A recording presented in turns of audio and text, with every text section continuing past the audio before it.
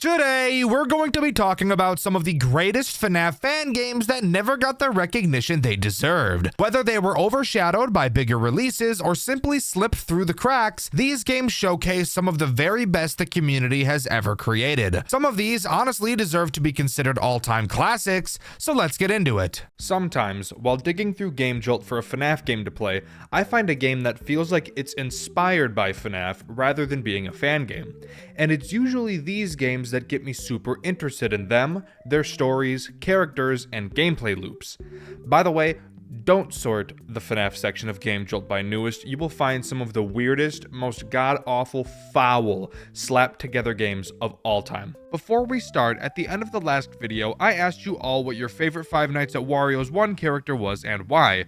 My favorite answer was this one from Platinum Comet. Not only did they share the same favorite character I had, but they also provided a really good explanation as to why. If you'd like a chance to get your comment at the beginning of a video, stick around to the end when I ask another question. Anyways, a few days ago, I found a FNAF game that blew me out of the water, which is really a good thing because I'm very scared of bodies of water. This game is Playtime with Percy, with a gameplay loop so unique and consistently interesting, along with animatic cutscenes, amazing 2D art, and a final sequence that might be one of the coolest things I've ever seen. I knew I had to talk about it. So sit back, grab a snack, or don't, I'm not your dad, I can't tell you what to do, and get ready to dive into the world of Playtime with Percy. Upon loading up the game and starting a new game, we're greeted with something really refreshing for this genre. Rather than just showing the night screen and hopping in and having a phone call relay all information that we need, we're instead shown a very well-drawn cutscene. While it's more a visual novel and not an animation, it's still super nice nonetheless. Our boss calls us in the middle of the night and asks us for a favor. Even though we were laid off from working at Percy's Playhouse, the location where this game takes place, our boss asks if we'd be willing to do some work for the week as he plans to shut down and have the building demolished on Friday. He needs us to watch over the building and do some extra tasks like fixing up the animatronics since he plans on selling them because they're still worth a decent amount of money. So I have a question already. If we got laid off and no longer work for this guy, why the hell did we answer the phone? I used to work at a Subway until I quit. Even if right now I got a call from my boss from said Subway, there's no chance in hell I would answer it. Maybe I'm just a dick, I don't know. We agree to help our boss for $250. That's it. The whole week. Monday through Friday, $250. Our character, Nick, was happy to accept that. Either this game takes place in 1920 or Nick is the poorest human being on the planet Earth. Unlike most FNAF games, the way this game's gameplay loop works is actually really interesting and a lot different. Each night you do a normal office section, but then afterwards you do another survival minigame that changes with each night. So let's start with Monday. On Monday is where we obviously learn the basics of how the gameplay works. Instead of having to survive until an arbitrary time, you have to do a large task. Once it's done, the night is over. Meaning nights can be finished in 3 minutes or take an hour, depending on how terrible you are at micromanagement. Which, by the way, this game is not for people who are easily overwhelmed. Holy shit, the amount of things you have to memorize and keep track of and react to is batshit insane. However, this game does a really good job of easing you into every new threat it throws at you. I highly recommend you play with tutorials on your first playthrough, as it helped me out a lot to understand what I needed to do. If I didn't have these tutorials on, never in my life would I have figured out how to deal with some of these animatronics. Before I talk about the animatronics that you see on Monday, let's talk about the task that you have to complete every night. You are given a Tamagotchi-like toy called Pal Percy. On this toy, there are 3 possible minigames that you can play. Each time you complete a minigame, you will be given a specific amount of points. Once you collect enough points, the night will end. As the nights go on, in addition to all the new threats that are added, you will also have to gain an additional amount of points. Just a little something to make this game feel even more stressful. Also, if at any point you go without completing a minigame for too long, you will die. The first of the 3 games is a feeding game. There are 3 possible lanes that food can be dropped down, and you have to move your character, which is Percy, under the food to collect them. After collecting 3 or 4 pieces depending on what the game told you to grab, you will gain your points. The second minigame is a watering minigame. You have to shake a bottle of water up and down to get the water to fill a bowl. Once it's full, you'll get your points. And the third minigame is the play minigame, my favorite of the three. Percy will move into one of 3 lanes. You will have to move a ball into the same lane and throw it to Percy.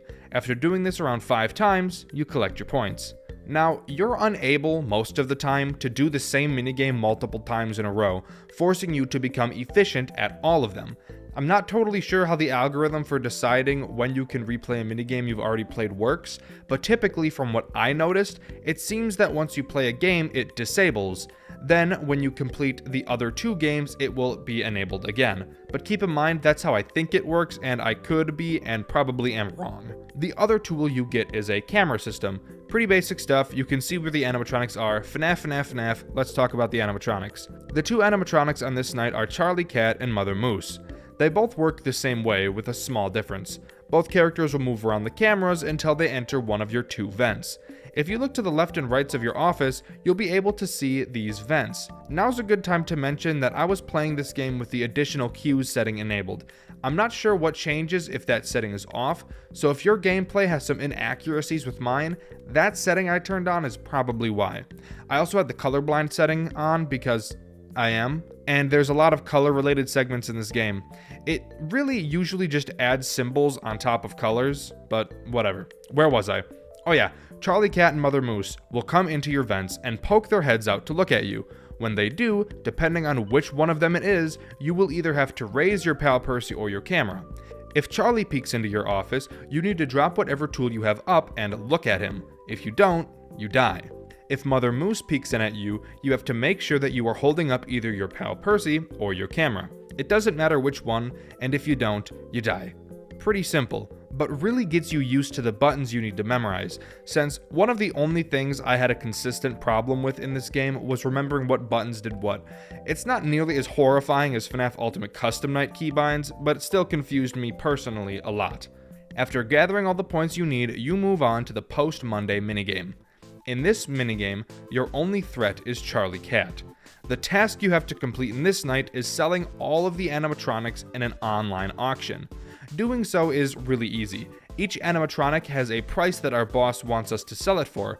If a buyer isn't offering the exact price we want for it, you click decline and enter a random number the game generates. Every time you decline, the offer will be raised by $100. Once the number is correct, you click accept and move on to the next animatronic. While you're doing this, however, occasionally you will hear Charlie approaching. When you do, all you have to do is hide under your desk until he walks away, then come back up and continue selling. Something this game does that I really like is treat these post-night minigames as a boss battle. Once you sell half the animatronics, Charlie enters his enraged state, just like when you bring a boss's health down halfway in a game like Terraria. When Charlie Cat is enraged, he will come to find you more frequently, you will have less time to react to him, and he will stay in your room longer. On top of that, you will begin getting pop-ups on your computer that you will have to close out of before you can continue auctioning the animatronics. Once selling all of them off, Monday is over. On Tuesday, we're thrown back into the office with a new threat being introduced, Farmer Felix. Sporadically throughout the night, he will begin walking outside of the large window in your office. A newly appeared board is displayed in the top left corner of your screen with 4 colors on it. When Felix walks past, his eyes will glow one of these 4 colors, and you will have to select which color his eyes are on the board before he gets to the other side of your window. Overall, this is super simple to deal with, but on top of everything else you will soon be dealing with, he could very easily become something you forget about. Moving on to Tuesday's post-night minigame, we find ourselves in front of an arcade machine. The task we have to complete here is beating the high score of 6,000 points. You control a small rocket that shoots lasers. Occasionally, UFOs will drop from the top of the screen and we'll have to shoot them. Green UFOs don't do anything special, but red UFOs will shoot lasers at us too. We start with 3 lives, and if at any point our life drops to 0, we die. There are also 3 power-ups that have a chance of dropping. One makes us shoot faster, another gives us a shield, and the final gives us 1 life. The boss of this night is Mother Moose. You will have to listen incredibly closely for 2 distinct sound cues to play. When you hear them, you can pause the game and turn around. Then flash your camera to scare Mother Moose away. If you don't do this in time, you die. That sounds pretty easy, but the arcade game makes more noise than a bombing. so hearing Mother Moose can actually be pretty difficult at times. Once you reach the halfway point, she becomes enraged. While enraged, she will attack more frequently and take 2 camera flashes instead of 1, meaning you have to react way faster. In addition, asteroids and yellow UFOs are added to the arcade game. Asteroids are really large. They take way more shots to kill than a UFO, but move very slowly. Yellow UFOs can move horizontally in addition to moving vertically. They don't shoot lasers though, so they're not really an issue. Once you reach 6,000 points, it's on to Wednesday. Wednesday introduces a new tool and a new animatronic. The new tool is your door. Hold-clicking it will lock it. This is important because of the new threat, Percy Poodle, the main antagonist of this game. Percy will make his way down your hall throughout the night. When he gets to your door, he will start pounding on it and you'll have to lock the door until he gives up. In addition, a very small version of Percy will quickly and randomly open your door and peek in. When he does, just close the door quickly and he'll leave. Pretty simple and easy to understand mechanics, but with how difficult the other characters are starting to get, this on top of all of it is where this game starts to get really stressful. Now let's talk about the Wednesday post-night minigame. In this minigame, your task is repairing the power. You have to do this for each room in the building through a panel. Once you choose a room, you will have to play one of a few selection of minigames. All of them are pretty simple, and I'm sure you'll be able to figure out how they play just by looking at the screen.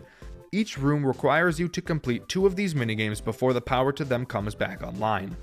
The boss of this night is a Rowan Rat, a character that will be introduced next night.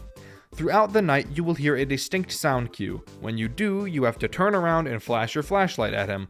Behind you, there are 4 large holes in the wall, and there's no telling which one he'll pop out of. Once you flash him, he quickly leaves and you're free to continue. Once you restore power to 3 of the 6 rooms, Rowan becomes enraged. While enraged, he will attack more frequently, you will have less time to flash him, and he will require you to flash him twice. After flashing him the first time, he will crawl back into his hole and appear out of another one. Out of all the post-night minigames, this one is definitely my favorite. The flow of how it plays, mixed with it probably being the least stressful, is really refreshing with how fast my heart was typically beating throughout the game. After getting the power to all the rooms back online, it's on to Thursday. Before Thursday night, however, when walking out of the building, Nick finds a tape, and you get the choice of whether or not you want to pick it up. As far as I'm aware, picking it up doesn't change the gameplay, and there's not multiple endings to this game. If you pick up the tape, you get some lore and foreshadowing. If you don't, you just move on. I picked up the tape because I'm a Chad gamer. Putting in the tape, it doesn't seem to play anything, so Nick goes to bed. But as soon as he leaves, the tape begins to play. We're told that the Pal Percy toy is being recalled. We're told it poses significant threats to children, but it's not elaborated on. People are told to return the toy to whichever store they bought it from, but since Nick went to bed and never saw this, he will still continue to use his pal Percy during the nights. On Thursday night, we're introduced to the previously mentioned Rowan Rat, and we get a new tool for us to stress over. This night was by far the most confusing for me, since I didn't understand what the tutorial was telling me, but let me explain. In your cameras, you will find that you have a new subsection. It's a motion detector for cameras 1 through 4. Which are the cameras for each corner of the establishment. You will need to check these motion detectors throughout the night to see if Rowan Rat has moved. If he moves to a specific camera, which you can tell because the camera in the motion sensor section will turn red, you will have to go to the actual corresponding camera and use one of your shocks on Rowan to reset him. In addition to this, if that wasn't enough to make you want to die from anxiety, that small Percy that opens your door will now also occasionally spawn in one of your cameras. When he does, you'll have to find him and navigate to the camera he's on and stare at him until he goes away. If you don't do this in time, he will disable the camera system, stopping you from being able to shock Rowan, which will obviously lead to you dying. Now for the part that should have been obvious that I didn't understand. The tutorial states that you need to watch out for an alert icon on the E UI. When you press E in game, this opens up your camera. When you see that alert, that's how you know that you need to go find the mini Percy on your cameras. I thought this meant that the alert would appear on my camera. That it does not. Instead, it appears right above the little E button in the corner of your screen. Again, I'm really dumb for not figuring this out immediately, but this is hands down the most stressful mechanic the game has introduced so far. And in mixture with everything else you have to deal with and the constant overwhelming noise that you'll be hearing, it gets really fucking anxiety inducing. Don't believe me about the noise? This is what the night sounds like throughout its entirety.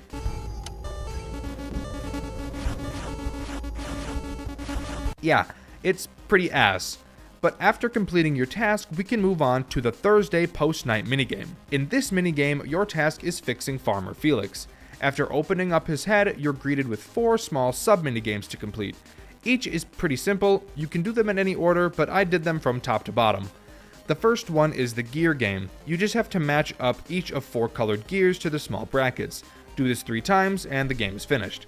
The second minigame sucks really hard, mainly because I'm stupid and didn't understand it right away. You're given 2 boards, each with the beginning and end of a sentence. You have to swap through different options until you have a complete sentence that makes sense. After doing that a few times, the game is finished. I really hated this one since it made no sense to me and took me an embarrassingly long time to figure out. You can watch my full playthrough on my second channel, Dxtr Black, by the way. Before talking about the other 2 minigames, the boss of this night surprisingly isn't Farmer Felix. Instead, it's 2 small Percy poodles. While you're working on Felix, occasionally you hear a sound cue. When you do, you'll have to back up and find one or both of the poodles in the room and click on them to make them go away. Once you complete 2 of the 4 sub-minigames, the poodles become enraged. While enraged, they will appear more frequently and require you to click them twice rather than just once. Not too bad, honestly. The third minigame consists of spinning a crank on the bottom of the screen to fill this white bar. If you wind the crank too much, Felix will overheat. I didn't let this happen, so I don't know what happens if you do. I'd have to imagine you either die or you have to wait a while to be able to continue. When you're not cranking, the white bar will slowly decrease. Once the bar is full, the game finishes. The final minigame is just Simon Says. Beat a few levels, and it's finished. And with that, we're done with the post night and can move on to Friday night. Friday night adds nothing new to the gameplay loop, just increases the difficulty of every character we've seen thus far. After completing your tasks, we can move on to the final post-night minigame. Friday's post-night minigame is us fixing up Percy. We open up his stomach and play 3 small minigames. The first is just matching these colored knobs to the colors of their corresponding wires. Do this 3 times and we move on to the next. The second game requires us to flip 8 switches. Every few seconds, any number of them can unflip, and we'll have to flip them again. Do this until the bar fills up and we move on to the next. The final game requires us to watch 3 squares. The moment they turn green, we have to quickly click on them. Do this a few times, and we can finally get to Percy's battery. I have no idea why there's so many security measures to get to this point, and why they're all so simple a toddler could perform them. It seems pretty counterintuitive. But before anything else happens, Percy's battery begins to smoke. We call our boss and tell him what's happening. Our boss says we either need to replace his battery or find a substitute battery. Not knowing what to do, Nick puts the pal Percy inside of Percy in place of his battery. And it works! Hooray! And with that, the credits roll. In all honesty, this game is super unique and enjoyable. I really like how each night feels different from every other, and how... Wait, what the fuck? Oh yeah, that's right, baby. Final boss fight time. The pal Percy took over Percy's body and spread wires throughout the building. We run and hide in a storage closet. We find an early version of a pal Percy, and luckily for us, it's hooked up to the power. Just like in previous nights, we have to play 3 minigames to fill up the bar. When we fill up the bar, we will be given a charge. We're told that after getting 5 charges, we'll beat pal. Since this is an early version, the 3 minigames are different from the ones we've gotten used to. Let's quickly go over the 3 new ones. The first game requires us to match up 3 rows of shapes. Pretty easy, but trust me, with how stressful this night gets, even something as simple as this task can become a nightmare. The second game requires us to move Percy through a maze. This one is my favorite as it was always the least stressful for me to complete. The third game makes me want to get bucked by a fucking horse, however. This game requires you to catch a number of fish. This game is only stressful because of how long it takes. When you press space, your line will slowly drop to the bottom of the screen and then slowly come all the way back up. I hate this game so much. Along with that, all of the antagonists are different on this night, so throw all the knowledge you've memorized thus far out the fucking window. As the night goes on, more characters will be added to the night, but rather than explain exactly when each character is introduced in order, I'll just pretend like they're all active right out of the gate, like they would be at the end of the night, and explain them one by one. It makes most sense to talk about the pal Percy that we created first. In the closet, there are these 2 monitors. Occasionally, these monitors will tell you to find me. This is Pal Percy giving you direct orders. When you see this message, you have to open up your camera and find which room Percy is in. When you do, you will see him showing you a toy. You will then have to go to one of the other cameras to find whichever specific toy he showed. Once you find it and click on it, his attack is over. This alone is stressful enough, but we are just getting started. Next, let's talk about this stupid fucking little Percy. He has two different attacks. Let's go over his most simple one first. In the closet, you can see these two rolling carts. At any time, you can drag them out. If the little Percy appears, you have to use the cart that's on whatever side he's on and slam it into him, which literally kills it, so I guess there's just multiple of these fucks. His second attack thankfully has a cue. You'll be able to tell he's attacking because your vision will turn to horseshit. When it does, you have to find him on the cameras and stare at him. If you don't, he will disable your ability to move the rolling carts. I'm gonna be honest, I have no idea what this next enemy is, but occasionally you will see and hear banging on either side of the closet. When you do, you have to hold the rolling cart in front of said wall until the banging stops. We're not done yet. Don't worry, there's still way more to keep track of. By the way, did I tell you that there's a time limit this time? Yeah. If you don't complete the minigames on the PAL fast enough, the PAL itself will fucking kill you. This game will not give my nuts a second to breathe, just constant quaking for those poor little guys. Trust me, when you fire this game up, your little fucking nuts are gonna start quaking, buddy. Your little nuts are gonna be quaking. But that's still not enough for this game. No, let's make it even more stressful. These little tiny pals the game calls roaches will climb out of the hole in the ceiling and will sometimes show up in your vision. When they do, you have to drag them quickly to the bottom of your screen to throw them away. If you don't, you fucking die. Do you think we're done? Yeah? Well, you're fucking wrong. Not yet. The pal Percy that we substituted for Percy's battery will sometimes crawl out of him and go to one of the corner rooms. Thank God he gives a sound cue for when he does this. When he does, you'll have to open your camera and find which room he's in and shock him. This night is so fucking loud that half of the time I missed his sound cue. I died more to this guy than anyone else on this night. Still not done yet, there's even more. At some points in the night, Percy will charge full speed at your door. When he does, you have to hold the door closed until he stops banging on it. And finally, that's it. After getting all 5 charges, we finally beat the game. Psych, fucking idiot. Pal is really mad, and you're forced to get one last charge, while even more mechanics are thrown at you on top of what you already have to deal with. Now, if you look at those screens again in the closet, sometimes Percy's stupid face will appear. When it does, all you have to do is click on it. Don't forget, this is on top of every other mechanic I've just explained, as well as you still having to do those minigames and that stupid fish one that takes 12 years to complete. Ready for another goddamn mechanic? I sure am. Again, our genius battery solution will occasionally come into the closet and take up about 80% of our screen. When he does, we have to play a quick minigame with him. He shows 3 cups and puts a ball under one of them. The cups shuffle around, very fucking slowly, and we have to pick the cup the ball is under, and then he'll go away. Again, this is on top of everything else we have to deal with. And once you get this final charge, do you think the game's over? Nope. Instead, the game says, fuck you. Survive for 60 more seconds as we increase the difficulties on the animatronics by about 136,000%. Lamau, sick idiot. But after those 60 seconds, it's over. And that's really it this time. I promise. This night took up, I'm not joking, about 50% of my playtime in this game.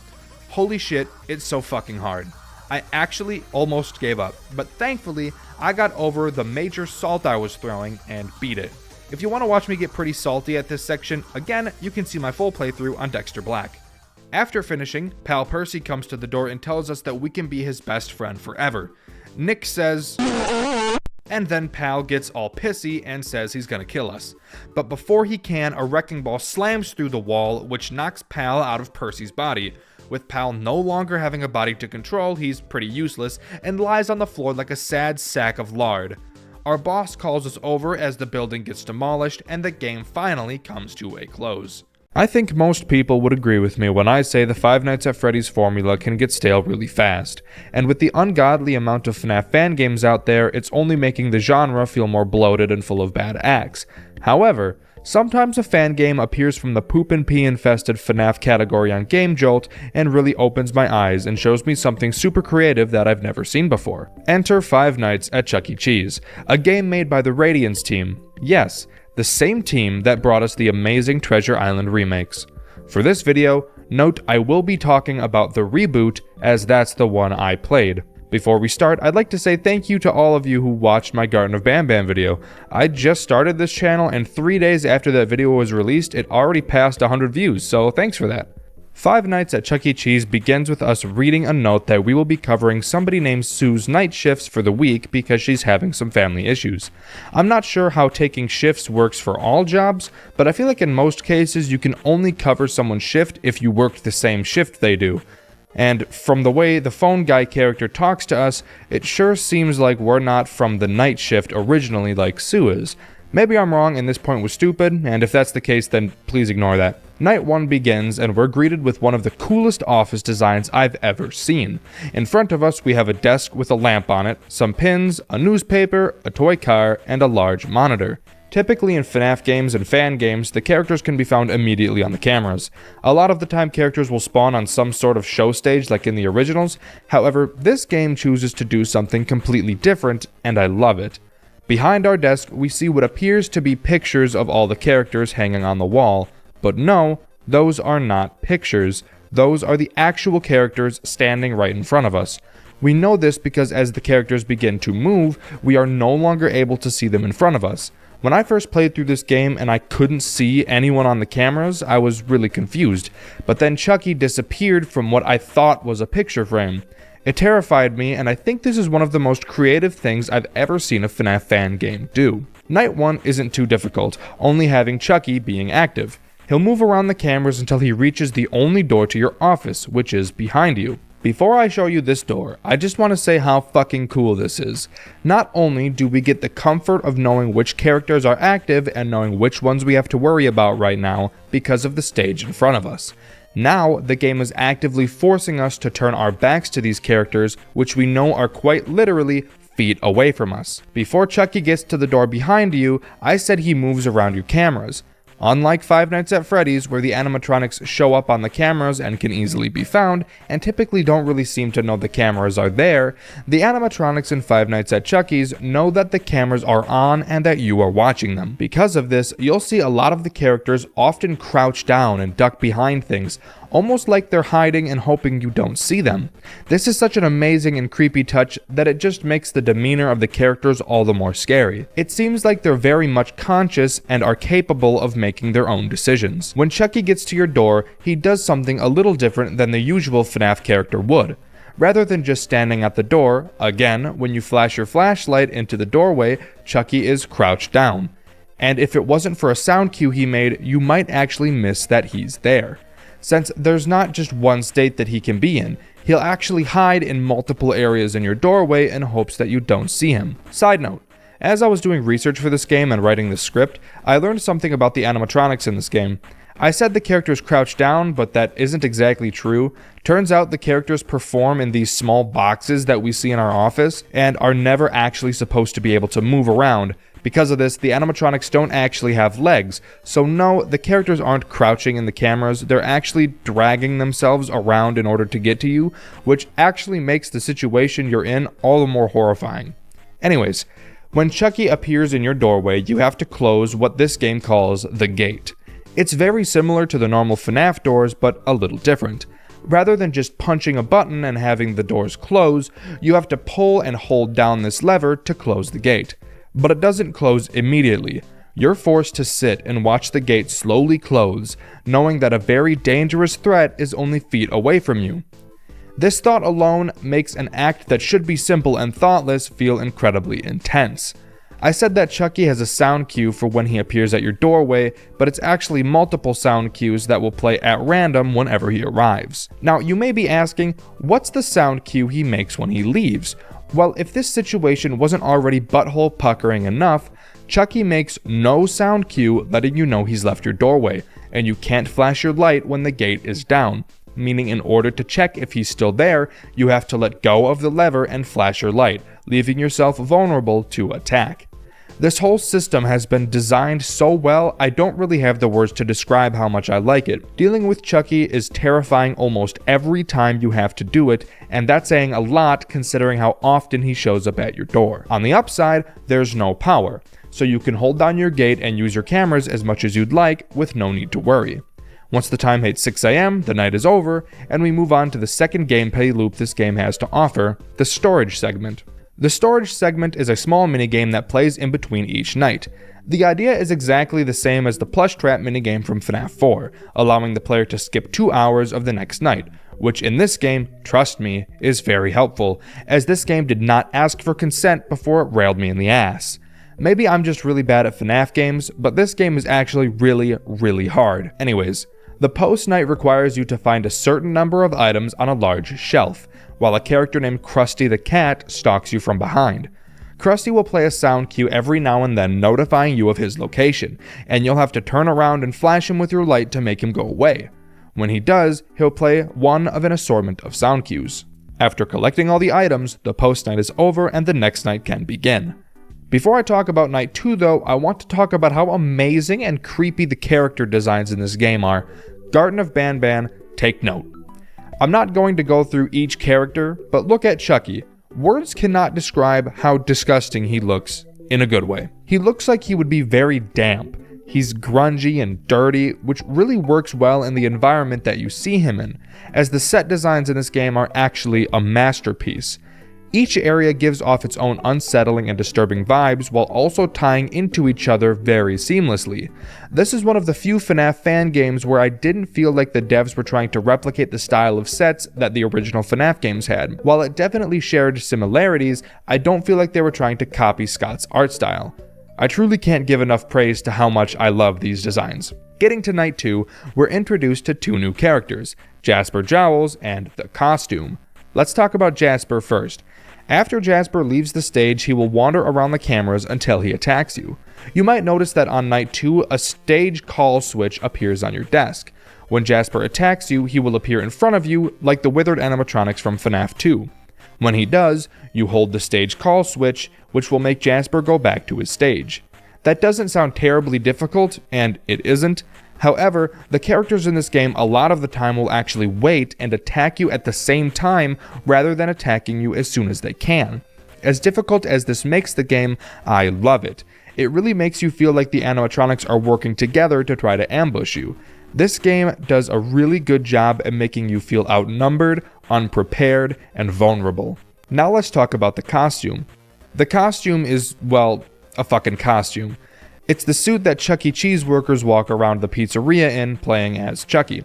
However, unlike the animatronics, there should be no wiring in him since he's a costume, so I've always wondered how he's moving around. Anyways, he'll appear on camera 4, and it's your job to keep a very close eye on him. The costume can't move if you're looking at him, and once he moves to another location in the building, there's no way to make him go back. Once he gets to your doorway, just like Chucky, you'll have to close the gate.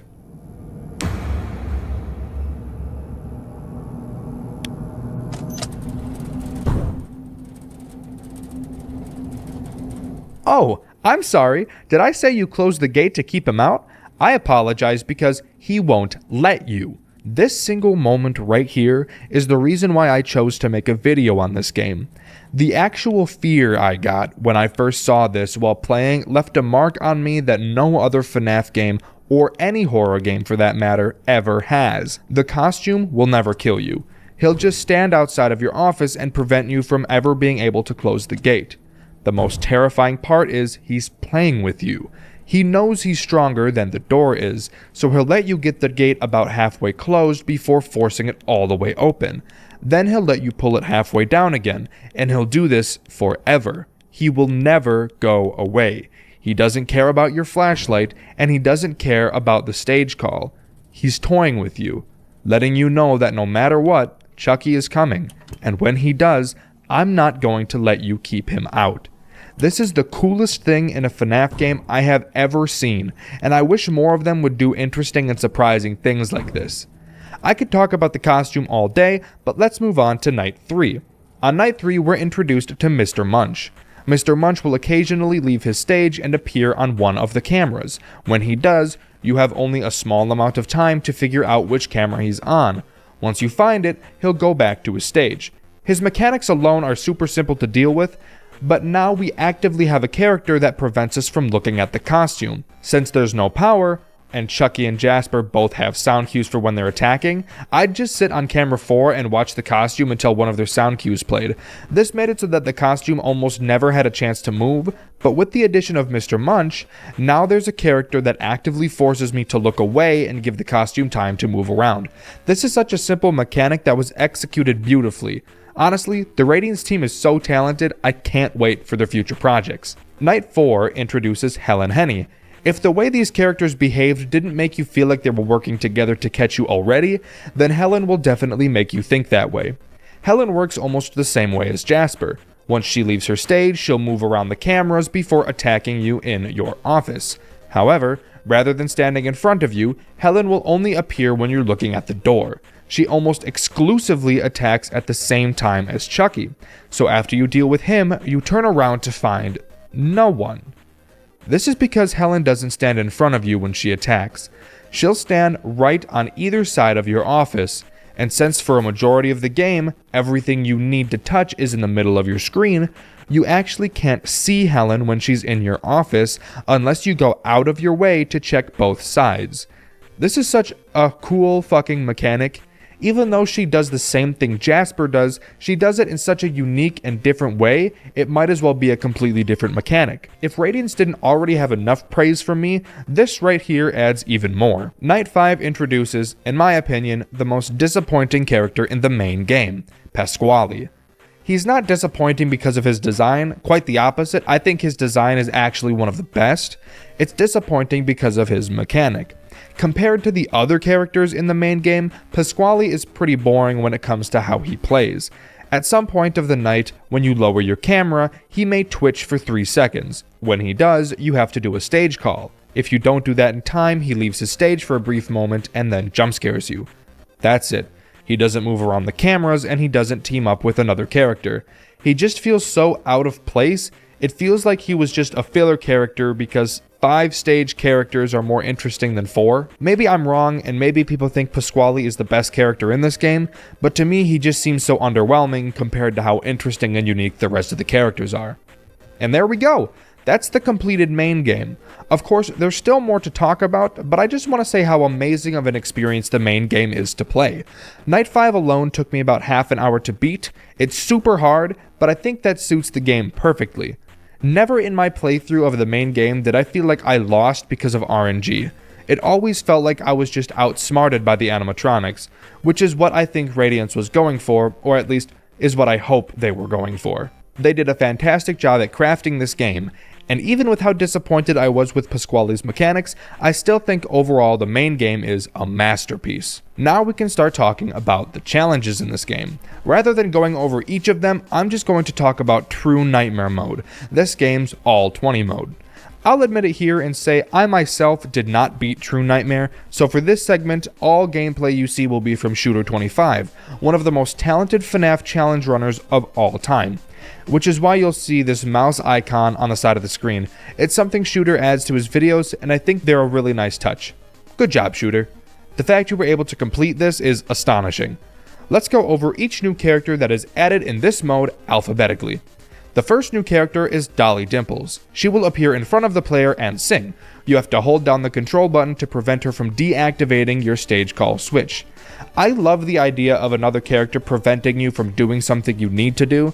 I love how Mr. Munch prevents you from looking at the costume, and I love how the costume prevents you from closing the gate. So a character preventing you from using the stage call switch, in my opinion, is a great addition. However, I wish the way she prevents it made for a more interesting game mechanic. I totally understand there's not a whole lot of ways to add new unique mechanics in a game that doesn't have a whole lot of options, but I feel like the Radiance team could have thought of something a little bit more interesting than just another music box mechanic. However, this is a challenge mode, and for that reason, I'm not going to give this game much shit for it. Modern Chucky is another character added in the challenges. He works almost exactly the same as normal Chucky does. He'll make his way to your door and play a sound cue. Then you'll have to close the gate until he goes away. However, I actually think modern Chucky is a lot easier to deal with than regular Chucky is. Now, I know I said I never beat True Nightmare, but I did pour about 2 hours of attempts in. First off, modern Chucky plays a sound cue when he leaves, unlike regular Chucky, so that alone makes him a little easier. But he's always faster than regular Chucky is. You might think that would make him harder, but it really doesn't. On True Nightmare mode, his time to kill is 6 seconds, and that speeds up as you're closing the gate. Unlike regular Chucky, modern Chucky doesn't care how far the gate is closed. He just cares if the gate is closed or closing when his kill timer ends. Which means, yes, he will leave even if the gate has only been closing for half a second. I understand why he's like this, because if he wasn't, beating him would be almost impossible, but it doesn't make sense that he'll give up even if the door is still open enough to the point where he wouldn't even have to crouch to be able to get in. But that's nitpicky. The next character is Munch Jr., and well, he's a character alright. By far my least favorite character in the whole game, simply because his mechanic, I feel, is the laziest. Munch Jr. will randomly appear in your office sometimes, and when he does, you'll have to find him and click on him. If you don't click him fast enough, the next time you lower the camera, his stupid fat ass will sit on it and prevent you from opening it again, meaning Mr. Munch will absolutely eat your ass next time he attacks, and the costume will be free to fuck with your door as much as he wants. I don't think I really have to explain why this mechanic is so underwhelming, so I won't. And finally, we have the bear. The bear will start on the other side of the gate, slumped over. He will stay there until he decides to attack. He attacks by just standing up. Surprising, considering this guy is jumbo-sized. When he stands up, you have to flash your flashlight at him until he sits his fat ass back down. Not doing so in time will result in... You want to take a guess? Want to take a wild stab? What's that? Huh? Oh yeah. Yeah, you're exactly right. He fucking kills ya. Overall, another mechanic I'm not super wowed by, but again, I understand that they were adding characters to the gameplay loop from the main game, and that, in terms of adding new characters, there wasn't a whole lot of options for them, so again, not going to give them a whole lot of shit. And those are all the characters the challenges add, and yes, I do mean add. After beating the game, you actually don't have access to all these characters right away. Just like FNAF 2, there are multiple pre-made custom nights that you can play.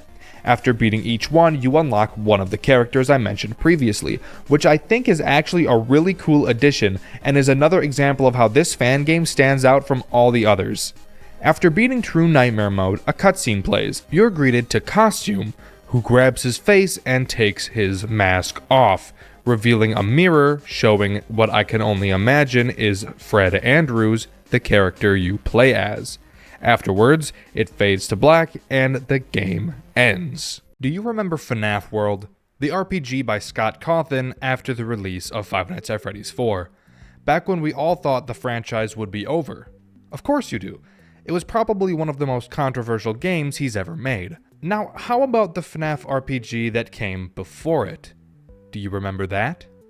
Do you remember the Five Nights at Freddy's fan game that broke the classic FNAF formula and decided to do something completely unique and never seen before? A game that turned the target audience for FNAF completely on its head, with more vulgarities in a single 3-hour game than your drunk stepdad. I'm sure a light bulb is going off in some of your heads already, but for those of you who don't follow, or for those of you who are too young to remember the early days of Five Nights at Freddy's, the game I'm talking about is Five Nights at Fuckboys, a FNAF RPG created by Sable Lynn and Joshua Shaw back in November of 2014. For all of you that remember, I'm going to take you on a stroll down memory lane as we dive back into the world of Five Nights at Fuckboys. Since the franchise has been released, there has been an updated version created by Zane. The update greatly fixes a lot of problems that the originals had, such as the sound effects not being louder than an atomic bomb, and much needed difficulty balancing. This video will only be covering the first game in the series, but note that there are more games, and if you like this video and are interested in hearing me talking about the other ones, definitely let me know in the comments below. Before we begin, I'd like to say thank you all so much for the support on my last video. Within 4 days of that video being posted, it passed 1,000 views, which is absolutely crazy, and I honestly can't thank you all enough. Roar the Rapper corrected me on the comment I made about taking shifts in my last video, and that gave me a fun idea. I think it'd be fun to ask you guys a question at the end of the video and show my favorite answer at the beginning of the next video. So stick around to the end of the video if you'd like to participate. Without further ado, let's get into the video. In Five Nights at Fuckboys, we play as Freddy. We start on the show stage in the original game's location. We can move around the pizzeria freely and explore wherever we'd like. Even though this game is pretty linear in terms of progression, I really like that no location is blocked off until we make progress, aside from the office, which is only unlocked at the end of the game, but that's for good reason. The goal of this game is to get into the office, presumably to kill the security guard, just like the animatronics from the original. However, if you just try to go to the office right away, the security guard will see you coming because of the cameras and shut the door on you, but not before Freddy says this amazing line. I want you inside of me. And they say chivalry is dead. Ladies, this is what a real man should be saying to you. That was a joke, by the way. So, since it's clear that the security guard can see us coming, what would the logical choice be? Do we wait outside of his door so that the power runs out? No, of course not. That'd make too much sense.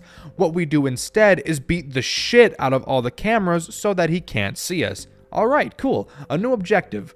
There are multiple cameras around the pizzeria, just like the original, but we really have to be careful as each of these cameras act as a boss.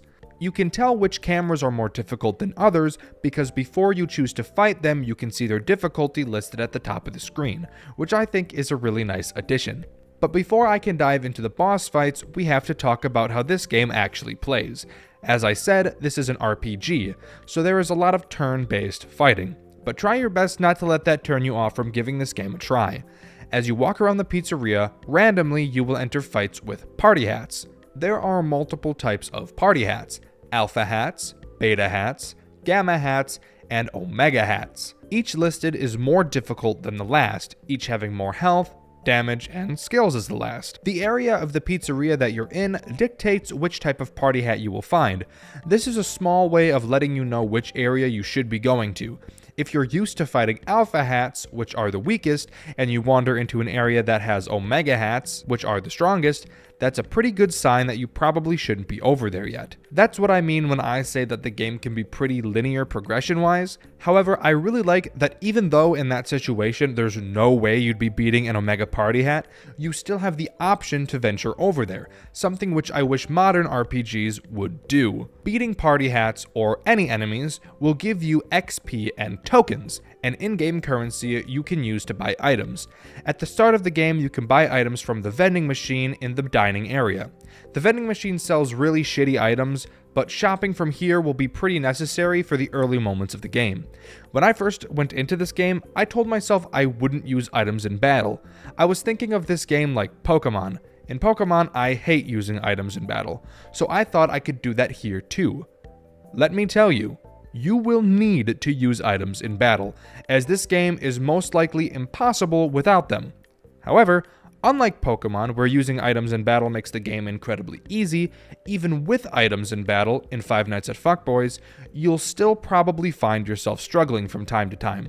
I think if you want to say you don't want to use items in battle for a challenge, don't use pizzas or cakes. Pizzas heal health and cakes revive party members. A character you get later in the game can do both of these things with a special ability, so using them, while doing the same thing, can't be spammed as much as the items can. In battle, I liked to use just the soda as an item, since I felt it didn't make every fight super easy. Soda just increases your party members' SP, which stands for special points. Don't worry, I'll get into all that later. I suppose I should probably talk about how the battling works. As you enter a battle, for each character in your party, you get to select one of 4 options: Scream, Skills, Guard, and Item. Scream is just a basic attack that costs you nothing. Skills will allow you to use one of your skills. Each character will gain a maximum of 5. Every character starts with Scan, an ability that costs nothing and doesn't even waste a turn. It allows you to see the health of a target enemy and anything special that the enemy does. I mainly only ever used this for bosses, since a lot of them have cheats to make them more difficult. I'll get into that later. Guard will make that party member guard for the turn. It costs nothing and makes the character's defense increase massively for the turn. And item allows a character to choose an item you have in your inventory and target another party member or itself with it. After all of your party members have selected what they will do, based on your party members' speed stats and the speed stat of your enemies, each entity in the fight will perform the action they chose. After every action has been taken, the cycle repeats. It continues to repeat until either you defeat all the enemies or the enemies defeat your entire party. With the basics explained, we can get into the meat of the game. Just from walking around, you'll be able to find the other animatronics, Bonnie, Foxy, and Chica. Well, you can't see Chica because she's in the kitchen, and the kitchen is locked. The kitchen and the office are the only two rooms you can't enter immediately. So, trying to use just Freddy to progress is not fun, and is very frustrating and tedious, so your best course of action is to add the other characters to your party to help out. Walking into the back room, you'll find Bonnie. Upon talking to him, he tells you he's missing his face, and he wants you to find it for him. We'll get back to Bonnie later, as he's the last member you'll add to your party. In the back room, you also see this party hat. These party hats act as mini-bosses in the game, and you can find them in various areas of the game.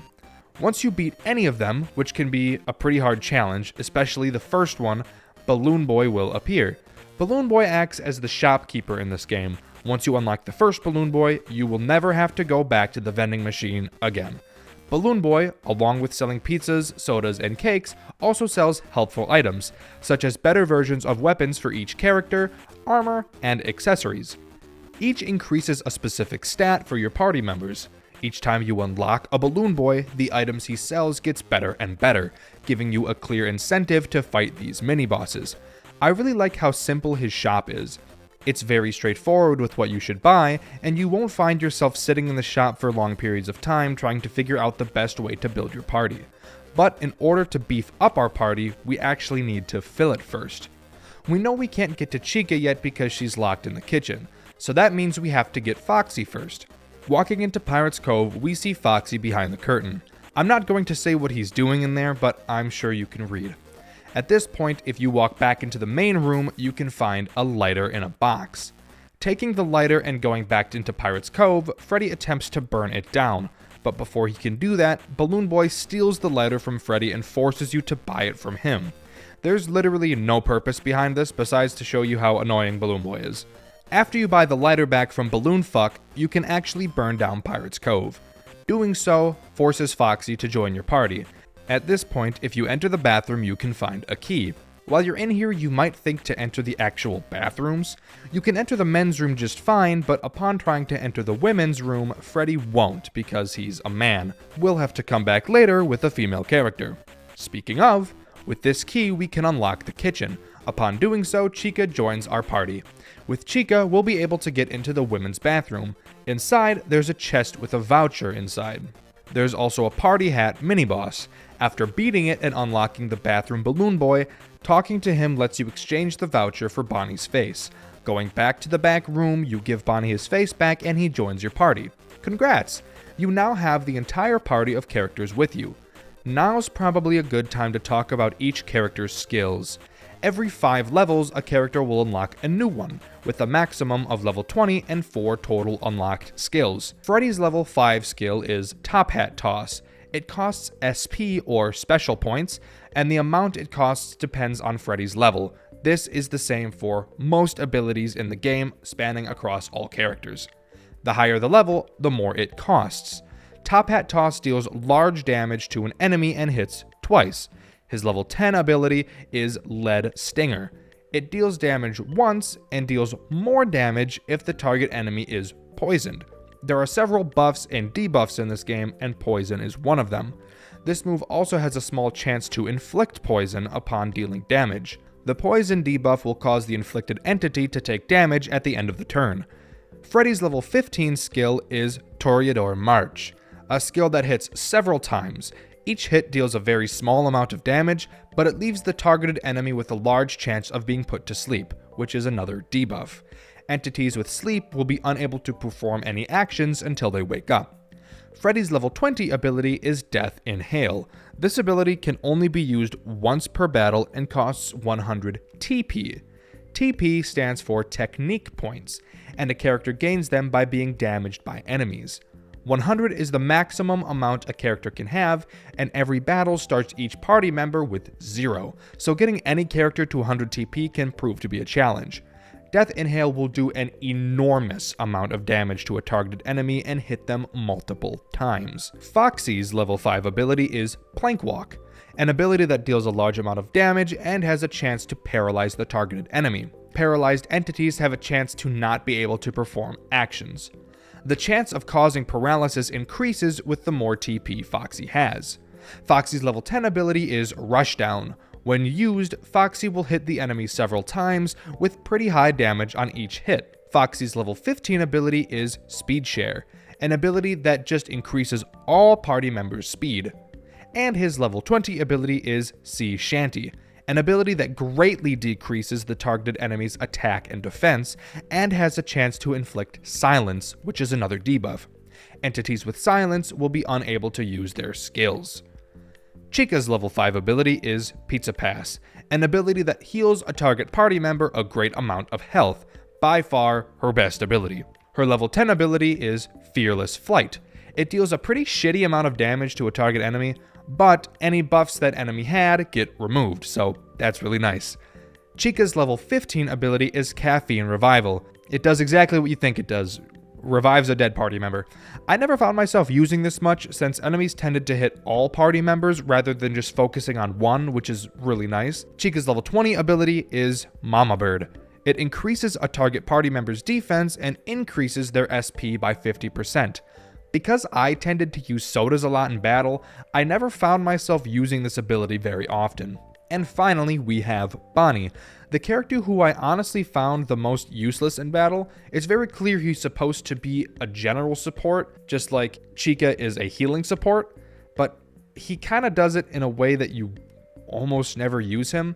I usually ended up using Bonnie as the character who used items, but his level 5 ability is Bunny Hop, which hits a target enemy multiple times and has a small chance to lower their defense, and I do mean a small chance.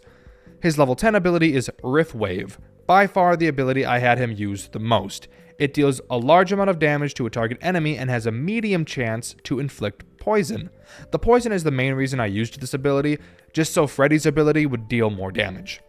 Bonnie's level 15 ability is Backup Bash. It deals a lot of damage and has a medium chance to decrease the targeted enemy's attack. This ability actually deals more damage depending on how many party members are dead, but since you probably won't have members dead all too often, and the fact that Freddy and mainly Foxy are your two main hitters, you will almost never use this ability unless you're specifically trying to decrease enemy damage. And finally, his level 20 ability is Motivation Jam, in my opinion, his best ability. It greatly increases the defense and attack of a targeted party member for about 4 turns. Super helpful when paired with Foxy or Freddy when he uses Death Inhale. Wow, that took longer than I thought it would. I apologize, let's continue. Again, in order to get to the office, we have to knock out all the cameras. The first camera I recommend beating is the show stage camera, as it has no cheats. Just beat it normally, and you're on to the next one. The dining room camera is what I suggest you do next. It and every other camera from this point forward will have a cheat to make their fight more difficult. This one will drain your SP every turn. With how early in the game you'll fight this camera, this cheat is devastating. The back room camera will get stronger and stronger each turn, so the longer you spend trying to kill it, the more and more damage it will do to your party members. The West Hall camera is one of the worst. Every turn it will heal around 500 health. Considering where you are at the time, that can be 70 to 80% of your damage output each turn, making this fight take way longer than it needs to. Pack plenty of soda for this one. The East Hall camera's cheat really isn't a problem. Like the dining room camera, instead of draining your SP, it drains your TP instead. At this point in the game, you probably won't find yourself relying on TP yet, unless you like to spam Foxy's Plank Walk ability, which you should really be using Rushdown for Foxy anyway, since it's just better in most cases. The bathroom camera can cause a real problem if you're not prepared. Your entire party is inflicted with poison the entire fight, and there's no way to get rid of it.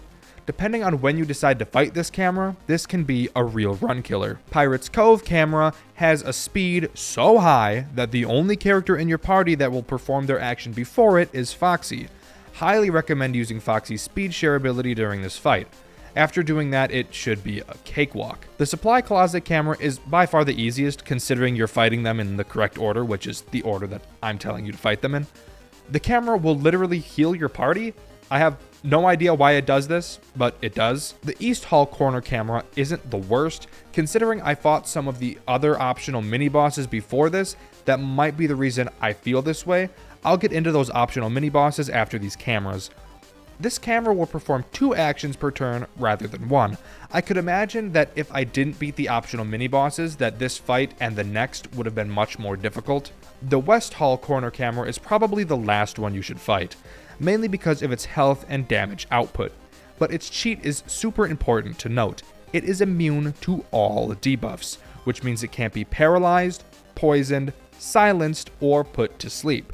This will greatly change how you go about fighting it, since, at least through my playthrough, I put a huge emphasis on poisoning my enemies. After beating the final camera, the power to the pizzeria will go out and you'll be able to enter the office for the final battle.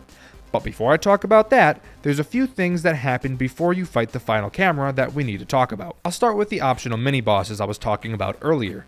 Once you max a character to level 20, their toy variant will appear on the map somewhere. Challenging them and beating them will give you the best version of said character's weapon. I fought them in order of Freddy, Bonnie, Chica, then Mangle. I do not recommend you beat them in that order, as some of them are much more difficult than others. I recommend you start with Toy Freddy, then Mangle, then Toy Bonnie, and ending with Toy Chica. Toy Chica was surprisingly the most difficult out of all of them. She was able to hit all of my party members multiple times in a single turn for huge damage, easily having all of their health. This is one of the only fights where I felt like I needed to use healing items in battle because she would not stop fingering me in the asshole. There's also an optional boss you can fight. Well, it's optional to beat, mandatory to fight, that being the puppet. The wiki says the puppet spawns after beating your second camera, but I swear I beat at least 4 cameras before he spawned. Maybe that's because I was playing the complete collection instead of the original though. Either way, once the puppet spawns, a timer will appear in the top corner of your screen. When it runs out, you have to fight the puppet. You don't have to beat him to progress, but there's no reason not to since he gives a large amount of XP. In the complete collection, there's no way to reset this timer, and it will continue to count down even during fights. In my playthrough, it ran out while I was fighting Toy Freddy, and Toy Freddy had killed Chica. I had no way to revive her going into the puppet's fight, and that definitely made it much more difficult and tense since Chica is almost mandatory to beat any fight because she's the one that will be healing and reviving your characters. After beating the puppet, you can go into the bathroom and have an optional fight with the marionette, a more difficult version of the puppet. I didn't do this fight because I didn't know if it would be harder than the office fight. Considering finishing the office fight ends the game, I'm gonna have to assume that the marionette is not more difficult, but again, I never fought it. After doing these optional fights that you should definitely do if you don't want to get butt banged in the final fight, you can head down to the office and go inside. Upon entering, you're greeted by Golden Freddy, who's pissed that you didn't invite him to join the fun you've been having throughout the night. Golden Freddy is Five Nights at Fuckboy's final boss. He is the only boss in the game to have multiple other enemies you have to fight along with him. Alongside Golden Freddy, you also have to fight 4 Omega Party Hats, which, if you remember, are the most difficult party hat in the game. They're not too much of an issue, but I definitely recommend you take them out before you start targeting Golden Freddy, as their attacks can rack up a large amount of damage if left unanswered. As I said before, after beating Golden Freddy, the game ends. Golden Freddy screams, for no joke, 5 nights straight because he's a little pissy poop baby. So the new official Five Nights at Freddy's game has come out, Into the Pit, a 2D side-scroller the likes of which the series has never really seen, unless you count the mini-games from the other games, but I'm not gonna count those. I've recently played through the entirety of the game, and let's just say I have a lot I want to talk about, both good and bad. Also, Megacat Studios, the crew that made Into the Pit, emailed me and offered to send me some free Steam keys for the game. So at the end of this video, I'll be doing a giveaway for 3 free copies of Into the Pit. Stick around to the end for more details. I don't want to waste any of your time, so let's just hop right into Five Nights at Freddy's Into the Pit. Let me just begin by saying, after the absolute fucking dumpster fire train wreck that was the security breach games, I did not have high hopes for the future of Five Nights at Freddy's. Maybe I'll cover those games in a different video where I can go into much deeper detail as to why I despise them so much. Let me know if that's something you'd be interested in seeing. I did not go into this game with high expectations, but after completing it, I have to be honest, for a good 80% of the game, it's actually really, really good. Like, really fucking good. I actually had a really fun time playing this game, even through my frustration. I should mention that I dislike the style of gameplay that Into the Pit goes for, that being the walk around doing task simulator while enemies randomly patrol and chase you when they find you. I personally dislike that style of gameplay, but I wasn't going to let that stop me from trying my best to enjoy it. And again, for the most part, I really did. Let's just jump straight in, beginning with the prologue. In Into the Pit, we play as a kid named Oswald. He's a pudgy, scared little bitch loser, and nobody aside from his family likes him, I guess. There's this whole subplot in this game about him being bullied, but it's not really expanded on more than having a kid say, "Haha, you're fat, Lamau," so I really don't think I need to go into it a whole lot. Oswald's dad used to work at a mill in the tiny little town that they live in, but at some point the mill got all fucked and his dad doesn't work there anymore. Nowadays, Oswald's dad takes him to the local pizza place during the summer, Jeff's Pizza, while he goes to do, you know, whatever it is dads with hot wives do that don't have jobs. What the fuck do you want from me? I don't know. While Oswald is at the pizza place, he eats pizza. No shit. Probably why he's fat if this is happening every night, which seems to be the case. And most of the time, his dad comes to pick him up way later than he originally promised. One night, Oswald is fed the fuck up and decides he's going to go into an old room with a pizzeria and hide in the ball pit to scare his dad as revenge for picking him up late again. Nothing like being the most petty individual on earth, am I right, guys? Up top. When Oswald jumps into the ball pit, he emerges to find himself years in the past before Jeff's Pizza was, well, fucking Jeff's Pizza. Instead, we learn that it was previously a Freddy Fazbear's location. Now's a quick time to mention that this game is based off of the FNAF book Into the Pit. I'm sure you knew that, so if you're familiar with the story that book tells, then this is gonna seem pretty redundant to you. Getting out of the ball pit, we walk around and find Bonnie pelvic thrusting at a group of minors. Very appropriate, thank you Bonnie. And eventually find two kids, Chip and Mike. Chip and Mike quickly become our friends and start to show us around. Oswald is a little fucking idiot and has no idea what's going on, but decides to follow Chip and Mike as they show him around. They take us to a skee ball machine where we play skee ball. I don't know what else you were thinking we'd do at a skee ball machine. Afterwards, we all decide to play a game of hide and seek. We choose possibly the worst hiding place I've ever witnessed in my whole life and climb inside of an animatronic suit. This choice right here is another reason I'm adding to my list of why children are the dumbest species on the face of the planet. While in this suit, out of nowhere, and with no warning, Springtrap quakes his ass into frame and makes some of the most disgusting noises I've ever heard in my 20 years on this floating rock. And yes, I know this is technically Spring Bonnie at this point, but I'm not gonna call him that. And I know you don't want me to call him that either. It's Springtrap, eat my taint. As soon as Springtrap walks away, we hop out of the suit to find that the entire restaurant has spiraled into pandemonium. Kids are screaming, lights are flickering, I'm pointing and laughing, and Springtrap is on a fucking rampage. We run around looking for Chip and Mike when we see Springtrap off inside of a room. We follow behind him and see this. Gross. But hey, we get to see Springtrap walk away with an ass so caked up, I think I need to grab myself a slice. Nah, who am I kidding? I'm a little fucking glutton. I'm gonna grab the fattest clump of that rump. Following him into the next room, we see something that I never in a million years thought we would have ever gotten to see. Opening a door, we see what I can only assume to be the 6 dead missing children. Holy shit, I gotta talk about this real quick. I think this is something the series needed after they chose to continue after Pizzeria Simulator, which, by the way, I think was a mistake. Showing the actual scene of the missing children after 10 years of hearing about it is so cool. Even though you only see their legs, it's somehow still incredibly satisfying, like we're wrapping up a storyline. Even though we all know William's story is going to be run into the ground for the next 5 years at least. We quickly run out of the room, sharting and pissing our pants, and vault back into the ball pit, coming back out into Jeff's Pizza, where Jeff and our father are waiting for us. Our dad comes to take us home when Springtrap hops out of the ball pit and grabs that fucker, yanking his crank back into the ball pit. Oswald grabs his dad and pulls him out, and we learn that Dad has become possessed by Springtrap. At least now there's a reason to call him Daddy, with his fat yellow rabbit ass. He forces us out of the pizzeria and back home, never saying a word. This is when the prologue finishes and we get launched into the first night. The way this game is set up, it has us performing tasks to progress the night rather than just surviving, which I'll admit is definitely a fresh of breath air for the series. Our first objective is to call Mom. I'm going to mention right now that I'm not going to explain each and every little detail of how you're meant to do things. This video would be like 3 hours long if I did that, and I don't want to make my editor Link blow his brains out. We go to the fridge to get Mom's number and go to Dad's room to grab his phone, but there's a small problem. Springtrap is laying on our parents' bed, preventing us from grabbing it.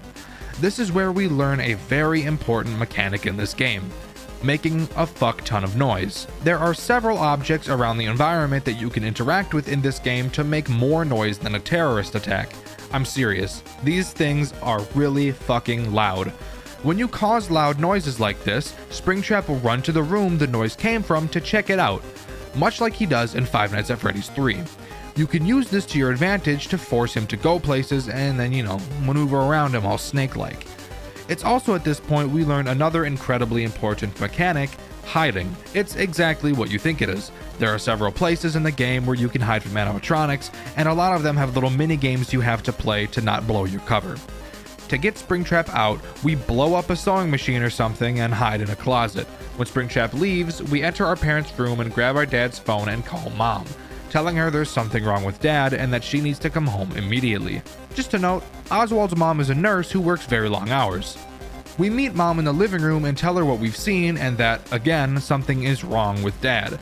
Just then, the fat fucker himself waddles in, but of course, he no longer looks like Springtrap, and it appears that nobody besides us can see his glowing eyes.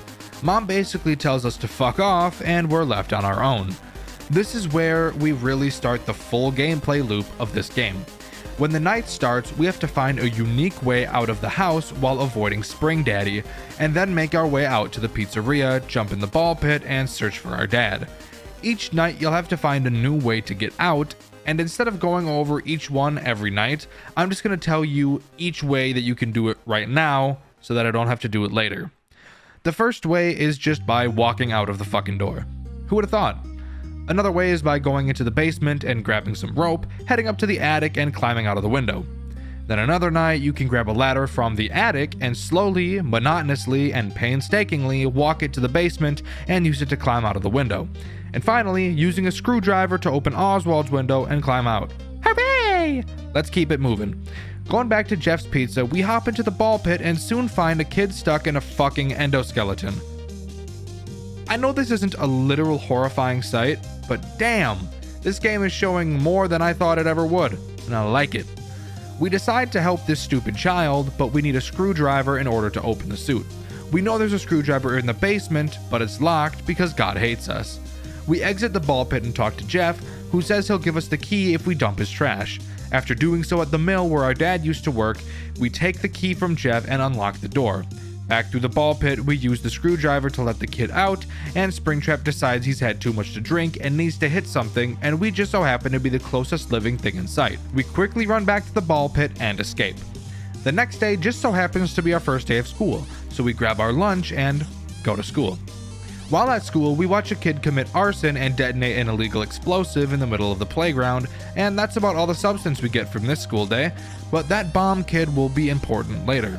Speaking of, we go find that kid after school and ask him for a firecracker, and he says that he'll trade us one for something cool, and that we'll be able to find him at the library after school every day.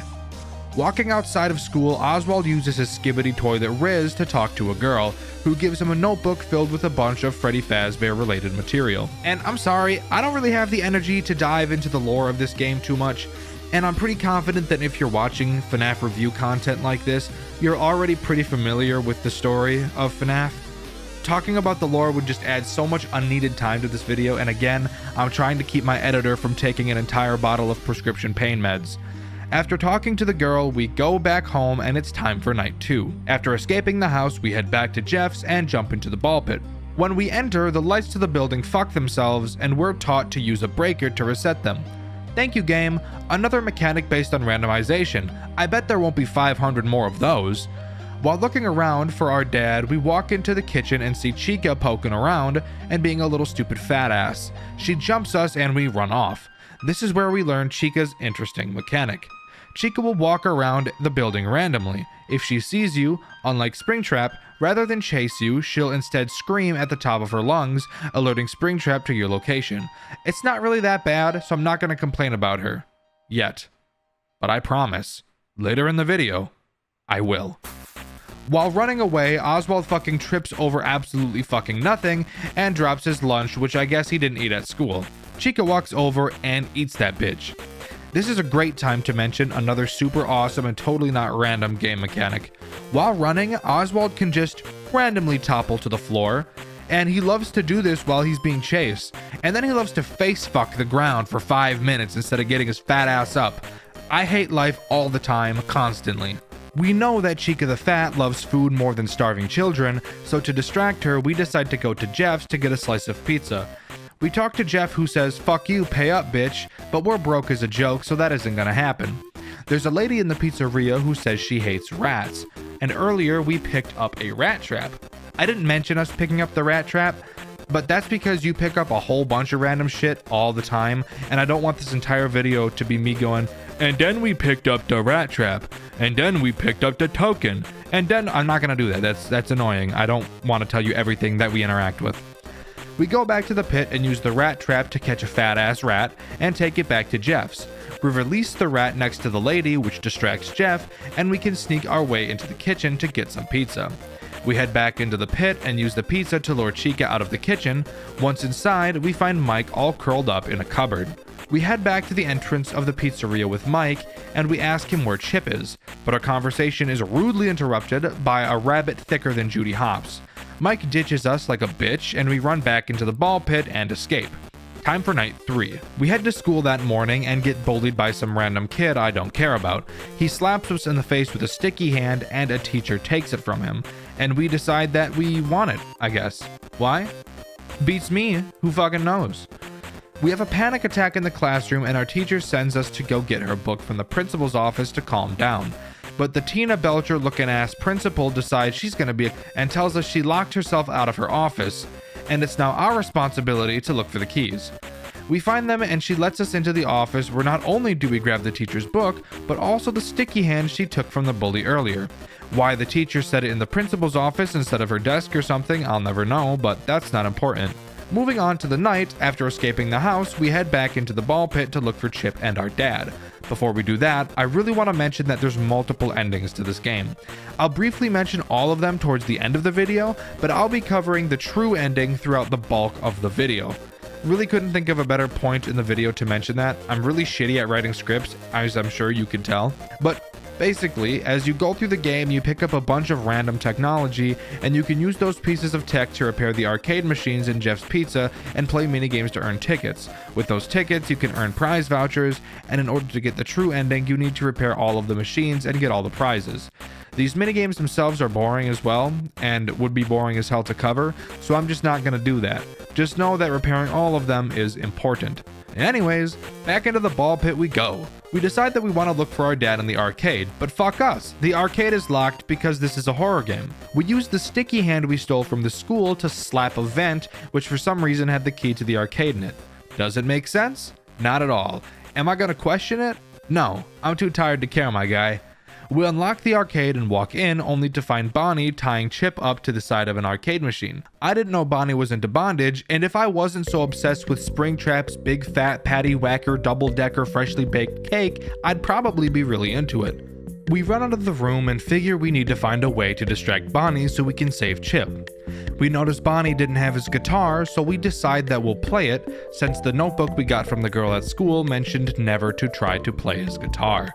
We know we saw his guitar in the back room, but that was also broken as fuck. We head back to Jeff's and ask him about guitar strings, like that stoner would know anything about that. No, fuck that, he's an idiot. We go to the mill to dig through the trash for guitar strings, and lucky us, there were some. Mazel tov. Oh yeah, also the bully was there, but I don't care. That's not very important. Going back into the ball pit, we repair Bonnie's guitar, hook it up to a speaker on the stage, and play the most atrocious song I've ever heard. Wait, no, scratch that. Jojo Siwa makes music, and that shit is miles upon miles worse and makes me want to hurl. This pisses Bonnie off, and now we're free to go into the arcade. We untie Chip and ask him about our dad, but then Freddy's juicy ass walks into the room, and we all bust it down and freak out, quickly run, and plunge into the ball pit. Rah! Night 4 time, bitches! But first, it's time for school. But first again, I need to mention that while in your attic, you can find a Freddy mask. This item is very important. I should have really mentioned this earlier, but again, I'm abhorrent at script writing. I don't know what you want from me. Going back to school, we find the stupid, useless group of bullies, and that's when Oswald starts hallucinating like he was smoking meth, and the bullies turn into animatronics, with Bonnie, yet again, pelvic thrusting at a child like he didn't just get off of probation. Oswald kicks the shit out of one of the bullies and runs away, canonically revealing that he can be convicted of a hit and run. Oswald says, fuck this, I'm just gonna go to the pit and finish this. But before he does that, he does go to the library and trades the Freddy mask from the attic for a firecracker from the kid from day one, if you can remember that. Which I'm sure you do because you're more obsessed with Five Nights at Freddy's than you are eating. We now head back to the pizzeria and decide we need to check the office. I'm just now realizing as I'm typing the script that I forgot to mention Bonnie and Freddy's mechanics, so let me do that real quick.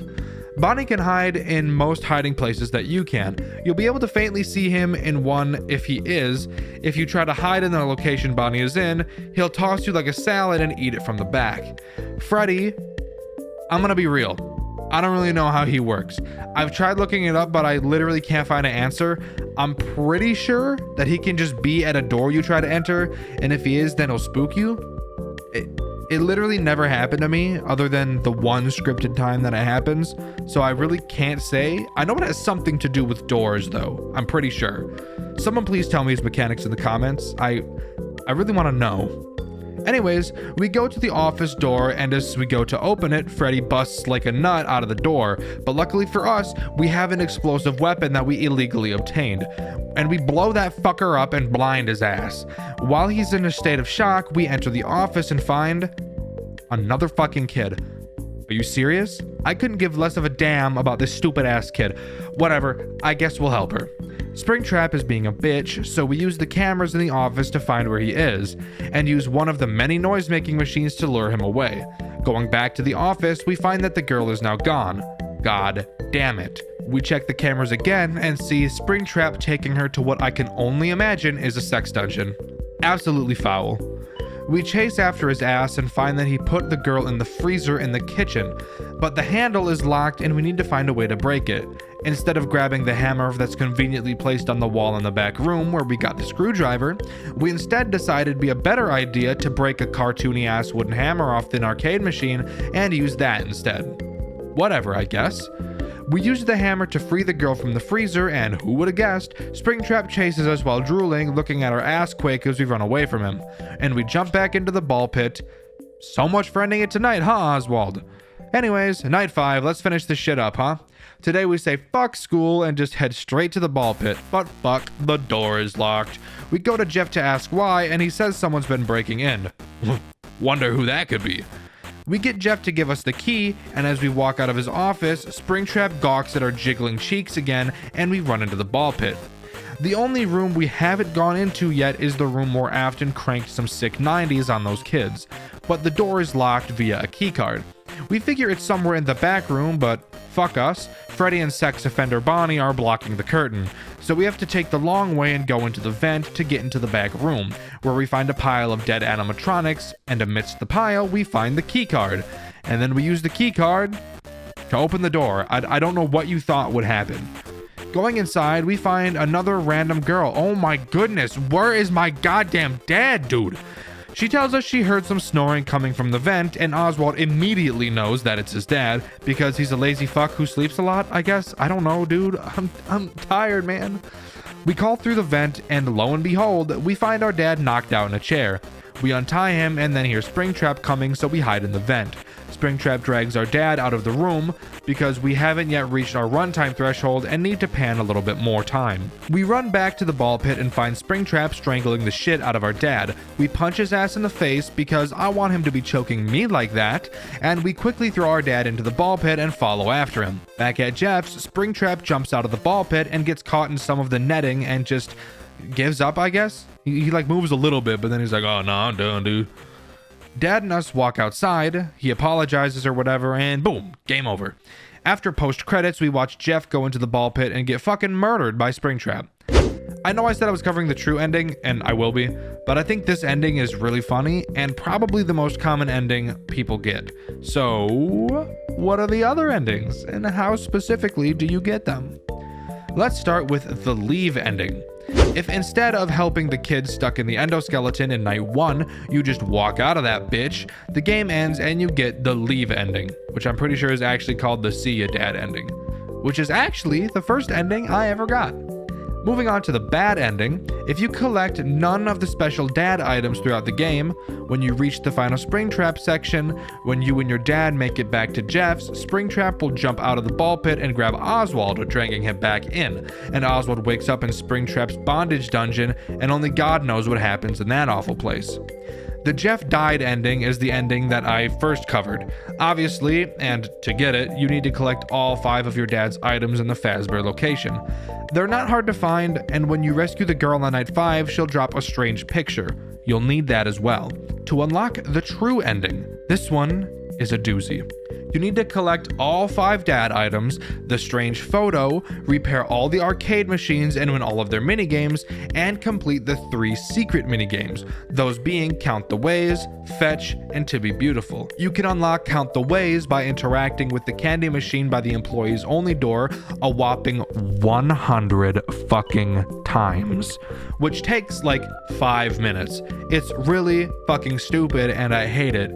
You can unlock Fetch by collecting 100 tickets from playing the arcade machines and trading them in for 5 vouchers, then interacting with the prize machine a few times. And finally, you can unlock To Be Beautiful by calling your mom while standing next to the candy machine. Does it make sense? Of course not. Was it fun? Not even a little bit. Do I regret doing it?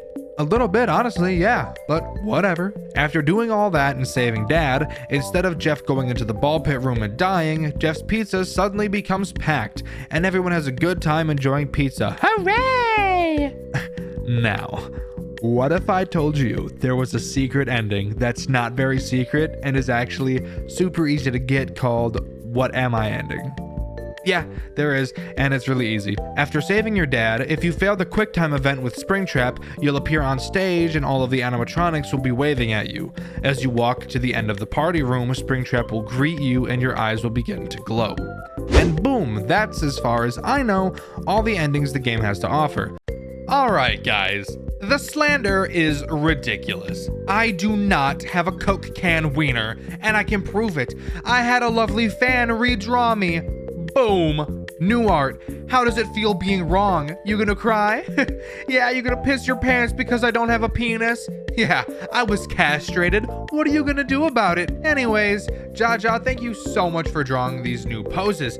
I think they look amazing and I hope all of you get a kick out of them too, and I stop getting comments about my character Skags having an absolute sledgehammer penis. I just had to address that. Go follow her on Instagram, link in the description. Let's get to the video. If you've ever played any of the games from the Souls series, you'd know that a lot of the time the bosses, while being incredibly difficult, tend to be able to be broken down into pattern recognition, and once you understand a boss's pattern, beating them becomes much easier. The FNAF game I'll be talking about today feels the same way. Today, I'll be talking about Mary's Arcade, a FNAF fan game that, in its own creator's words, is, quote, a short, simple FNAF game that wasn't overly dependent on story, avoids using FNAF mechanics like doors and masks, and doesn't rely on randomness or luck, just complete skill, end quote. It was that final part about no randomness or luck that really grabbed my attention, since luck and RNG is the main reason I end up disliking FNAF games. 1020 mode in FNAF 2 is the prime example, but of course, fan games are guilty of this as well. I'm excited to dive into Mary's Arcade. I'm sure there will be no complaining from my end at all, and I'll be totally calm the entire time and will never go feral. Grab a snack and a drink. There's a lot I want to talk about. Mary's Arcade begins with us naming the Night Guard, something that I haven't seen other FNAF games do before. The only reason I'm mentioning it here is because the name shows up on the menu and on your paychecks. It's important for me to say that for these videos. I don't typically use my own footage. I usually borrow footage from full playthroughs and challenge runs from people like Toy Bonbon or Shooter. Rest assured, I do play the games I make videos about. I just use other people's footage for the review videos. Just had to get that out of the way. The gameplay loop of Mary's Arcade is honestly super refreshing and unique in comparison to other FNAF games. There are only 3 animatronics, but I promise you that's all this game needs in order to keep the game very difficult. And I promise you, when I tell you this game is hard, this game is really fucking hard. So here's how it works. In your camera system, you have 2 important buttons, your PA button and your buzzer button. I'll start with the buzzer button. When you press the buzzer, it will shock the camera you are currently looking at. If an animatronic is on that camera, they will be locked in place until the buzzer finishes, I don't know, buzzing? What do you want from me? Then afterwards, they will continue on their path. The PA button does something pretty cool. It's somewhat similar to the Balloon Boy call from Five Nights at Freddy's 3. If you use the PA call on a camera that an animatronic is about to go into, they will immediately go into that camera. You can't make animatronic go backwards through cameras, only forward. You might be asking yourself, in what way is that even useful? And the answer is honestly pretty cool. When an animatronic reaches your door, their eyes will light up, letting you know they're there. You will then have to open your camera quickly, select the camera on the opposite side of the office, and use the PA button to lure them through your office to the other side. Now that might lead you to have another question. If you just lure them to the other door, wouldn't they just attack you from that door? And the answer is no. I can't find a very good reason to justify why this makes sense, so we're not even gonna try. But out of the 2 animatronics that attack from your left and right doors, they have movement patterns similar to animatronics from other FNAF games. Mary, the pink wolf, or fox? I don't really know, I think she's a fox. Anyways, she'll move clockwise through the cameras since the building is basically just a big circle. Rascal, the raccoon animatronic, will move counterclockwise around the building. They will never, under any circumstance, turn around and start moving in the opposite direction. They will only ever move forward through rooms.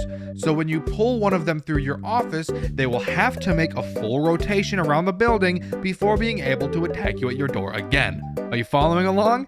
Great, you get a medal or a cookie. I hope you're allergic to cookies, and you die! Rah! Rah! Rah! Now I need to mention the only part of this game that I think is a negative. Cooldowns on your door lights. You'll notice that after using the buzzer or the PA button, that a bar will start filling up underneath the button. This is a cooldown for those buttons, and this prevents you from spamming them, which would obviously break the game and make it far too easy. Here's where the problem comes around. Mary and Rascal move at the speed of fucking sound. Sonic type shit. And on later nights when they're both active, the cooldowns become a huge problem. Because once you use the PA button on one of them, the other will reach your office well before your PA cools down. So, what's the remedy for this? Your door lights. In addition to using the buzzer to stall animatronics in place, using your door light when an animatronic is in the doorway will also stall their movement. I will note that the lights are meant to give you an extra 5 to 10 seconds for your PA to cool down, and not meant for you to halt an animatronic when your PA is basically empty. While an animatronic is at your door, they still have a timer for when they'll move into your room, whether you're flashing them or not. And if you're flashing them when that timer runs down, the lights to the building will flicker out and you'll lose the night. If you're easily frustrated, this game is probably not for you. On night 1, only Mary is active.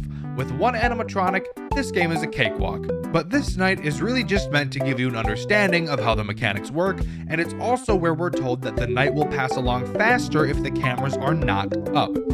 This gives us an incentive to not be looking at the cameras, but as you'll soon find out, looking at the cameras all the time is going to be the most valuable asset in this game. Night 2 is where Rascal becomes active, and the game actually starts to become a challenge. Still, this night is really easing you into dealing with 2 animatronics at one time, so beating it is fairly easy. On this night, there's a large emphasis placed on your buzzer, because it becomes incredibly important with 2 active animatronics. Night 3 is where this game really amps up in difficulty.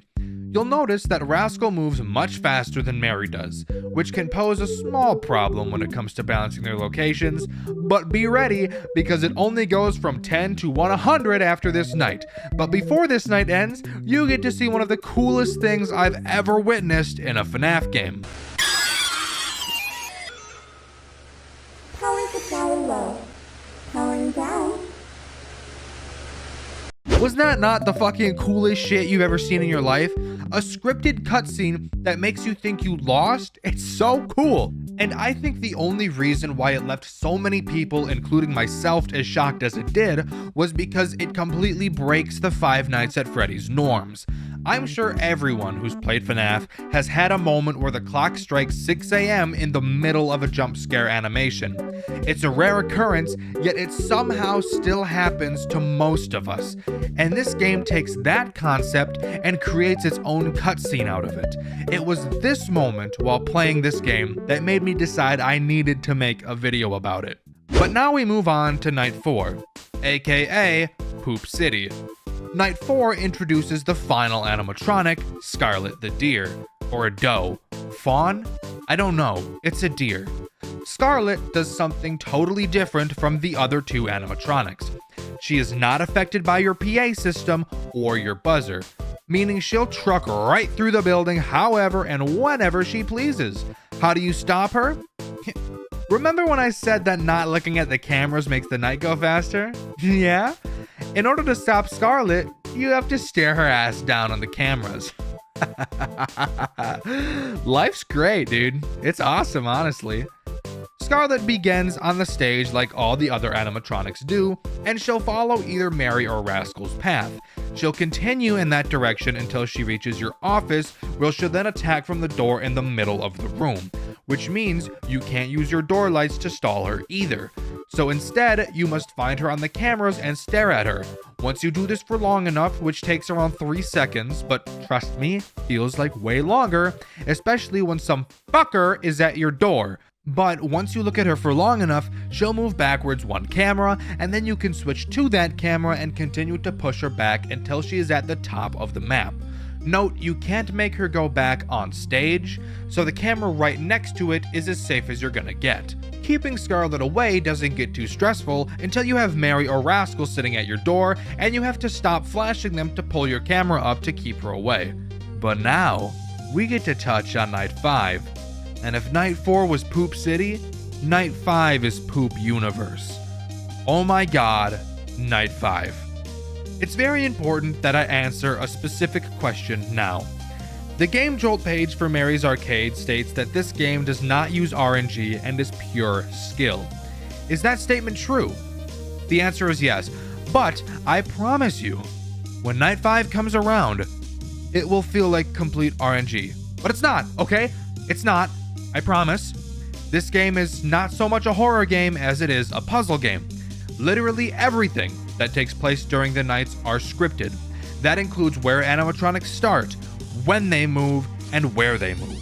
Speaking of where they start, on Night 5, Mary starts about 3 cameras away from your door, and Rascal starts about 2 cameras away from your door, while Scarlet is on stage.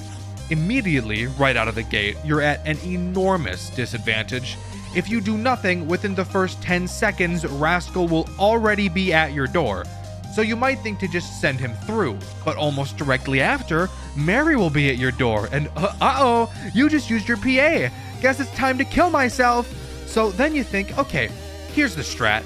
The moment the night starts, I'm gonna buzz Rascal and let Mary hit my door. I'll send her through and then stall Rascal with the light, which should give me just enough time to send him through before the lights go out. But uh-oh, fucker, you forgot about Scarlet, and now she's in your asshole. Okay, same strategy, except this time, after sending Mary through, we find Scarlet and send her back to the starting position, but oh shit! Rascal's at the door, so opening my cameras to move Scarlet now becomes super risky and I'm fucked in the butthole again.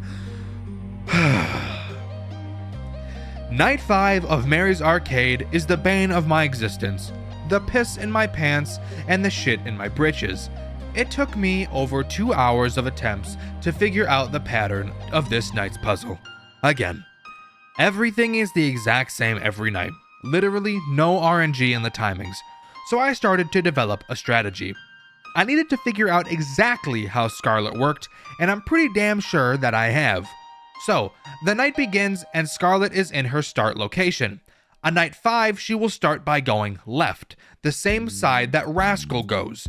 I know that my timing needs to be tight and precise, so my plan is to buzz Rascal on start immediately, let Mary through, and stall Rascal at the door with the light until my PA system is ready to then let him through. Since I have to be in the bottom right corner camera to let Rascal through, I need to make sure that Scarlet will be there, so that the moment I open the camera to let Rascal through, I will retroactively immediately push Scarlet away from my door.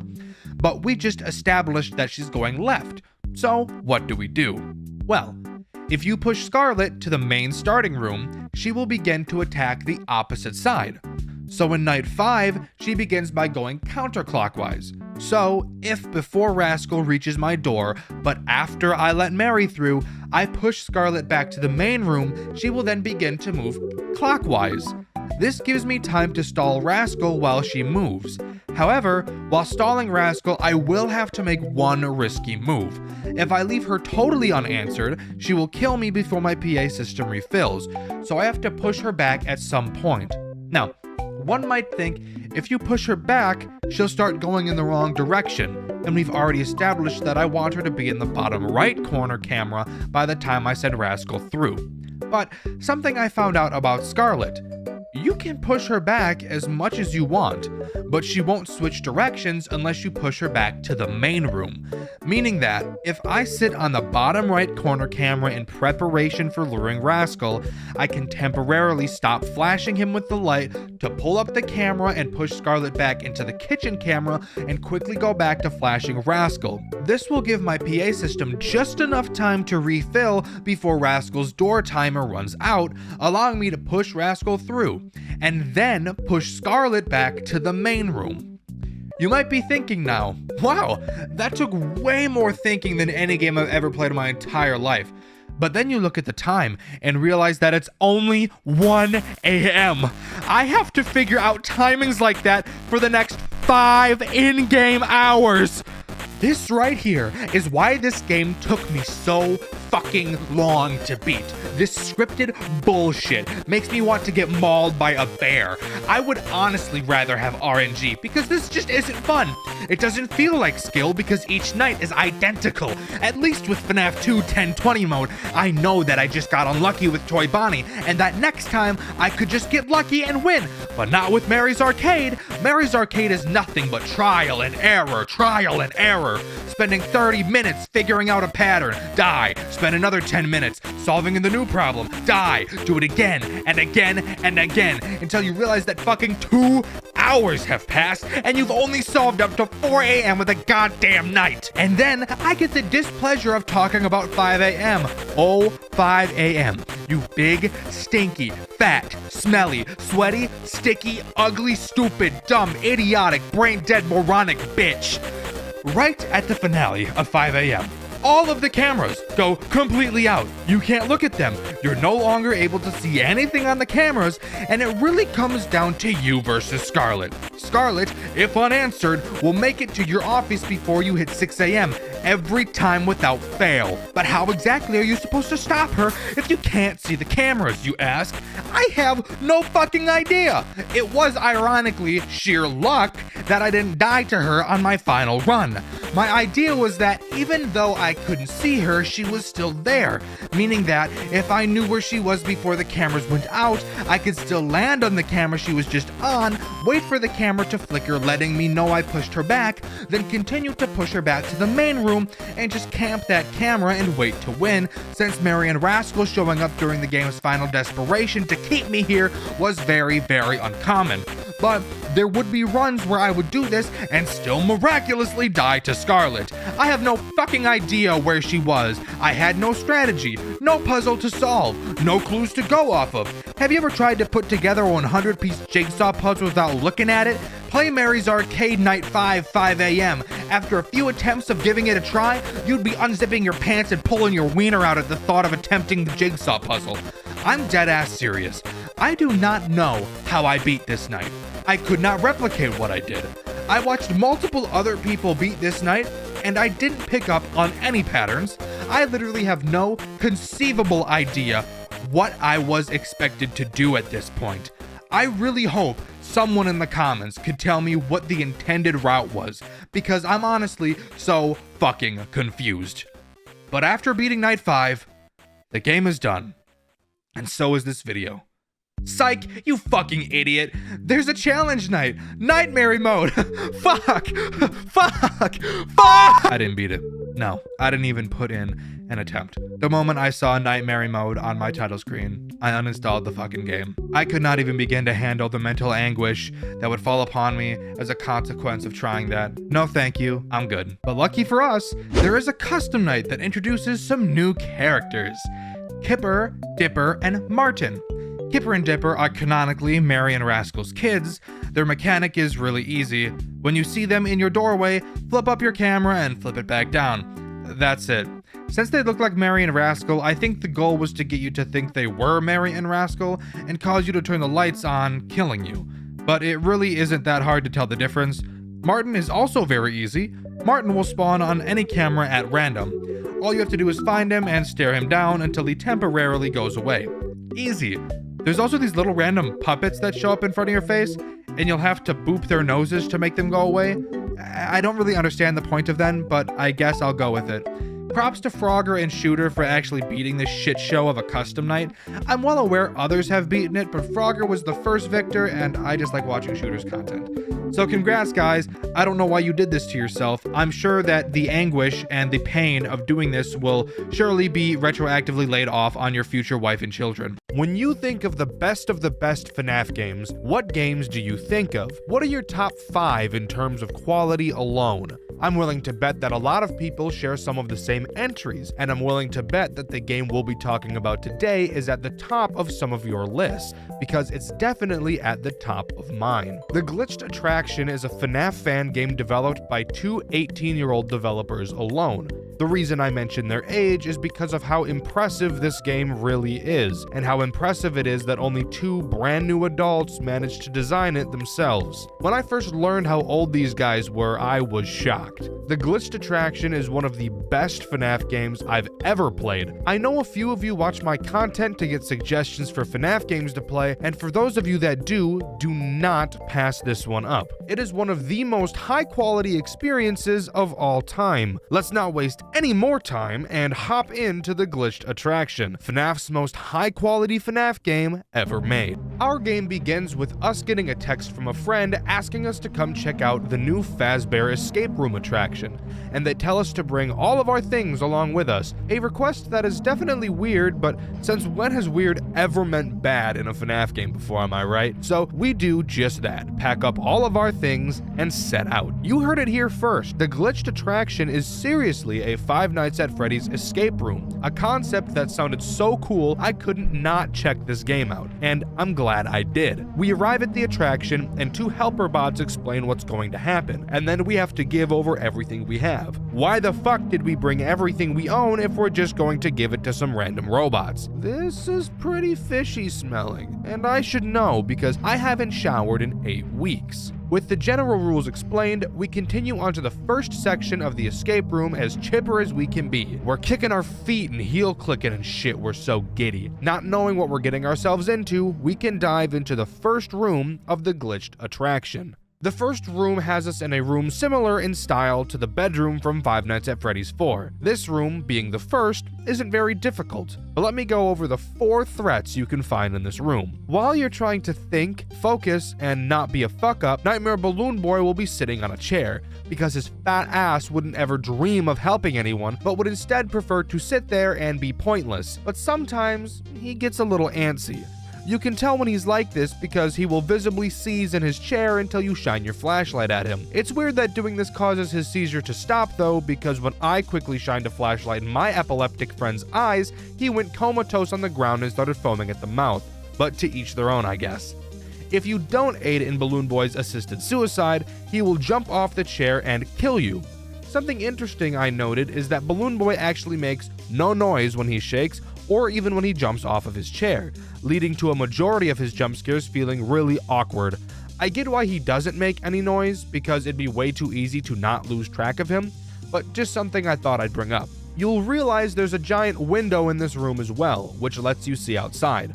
Occasionally, you'll be able to see Nightmare Fredbear stalking you from between the trees. Little does he know that his eyes are actually signal beams as bright as those stupid fucking white LEDs that are now being put onto vehicles, so that when I'm driving at night, everybody's headlights look like they have their fucking brights on. So when I flash my brights at them indicating to turn theirs down, then they actually turn their brights on, which simulate what I can only imagine to be the lights of God. And then I feel like an asshole because I just flashed a guy who didn't have their brights on. Sorry to go off on a tangent like that. I just really had to get my frustration about LEDs on cars out of the way, and I really didn't have a good outlet to do so. Anyways, you'll see Fredbear slowly inch closer to your window throughout the challenge, and when he gets super close, you'll have to close the curtains until you hear him laugh, signaling to you that he's gone away, and then you can reopen the curtains. Why on earth do you not just choose to keep the curtains closed for the whole time then? I have no idea. It's not like we need the moonlight to see. The bots at the beginning gave us a fucking flashlight, but whatever, I guess. Speaking of your flashlight, little tiny stupid insignificant Freddles will periodically appear around your room. They make the same noise as they do in FNAF 4, so hearing them shouldn't be a problem, especially considering how god-awful annoying they sound. Shine your flashlight at them and bada bing bada boom, they go away. But if you let 3 stay in your room and assault your eardrums for too long, 2 of them will grab either one of your butt cheeks as the third dives headfirst into your rectum, which some of you sick fucks may find pleasing, but I for one do not. The final threat you have to worry about is Night Marionette. If you somehow, by some miracle, haven't noticed in the footage I've been showing on screen so far, there is a giant hole busted into the wall of the room, which is very poorly boarded up. Why is it boarded up? I hear you asking? Oh yeah, forgot to mention, it's only because, Satan is in there, with enough tentacles to make hentai for the next 9,000 years. But, putting that thought aside, Night Marionette will occasionally give a sound cue to let you know she's there. If you look at the hole, you'll be able to see those sex toys, tentacles, creeping out. At this point, you'll need to make a mad dash to the Golden Freddy suit, which is conveniently placed in the room with you, and hide inside of it. Once you do so for long enough, Night Marionette will leave. Now, hold on. I'm not done talking about this stupid fucking Golden Freddy costume yet. I have some complaining to do, if you could imagine. This Golden Freddy suit takes about, 2 fucking decades to put on. I'm not kidding. You will feel like this game is broken or has paused as you are putting this fucking thing on. But if that wasn't enough, taking it off is somehow even worse. Rather than just exiting the costume, instead, the game thought it would be a great idea to have you teleport out of the costume, where you think you'd be able to continue moving around and interacting with things. But no, that'd be too convenient. Instead, once you teleport out of the costume, you have to just stand there for about 4 seconds doing absolutely nothing. No moving, no using your flashlight, just standing there like a dunce as time still passes around you. While in the Golden Freddy costume, did you happen to notice that Balloon Boy was tweaking out? Okay, cool. Night Marionette's gone, let's quickly exit the costume and flash Balloon Boy. Oh wait! Instead of flashing Balloon Boy, i.e. saving your own life, let's instead stand there like we have an iron deficiency for 5 fucking minutes as Balloon Boy twerks his fat jiggly ass all over his goddamn chair. I really needed to get that out of my system. Surely I won't have to complain for the rest of the video now, right? Anyways, how do we actually beat this room's challenge? Good question. You'll notice on the wall there's a picture of Freddy broken up into pieces. with each piece facing a different direction. You can turn each piece in order to make the picture look normal again, but you'll notice that one of the pieces is missing. On the dresser, you'll see the FNAF 4 box that Scott Cawthon wiped his ass with. Of course, it has 2 locks. You can find one of the keys to the locks in a drawer on the dresser, and the other key in the drawer of your nightstand. Using both of these keys to unlock the locks on the box, bars, opens it, revealing the last piece of the Freddy puzzle. You can take that piece and put it back in place to finish the puzzle, revealing a 6-digit code. Quick tip, this number is randomized every time you play it, so no fast speedrunning for you, sucker. Going back to the nightstand, you can open a door to reveal a safe.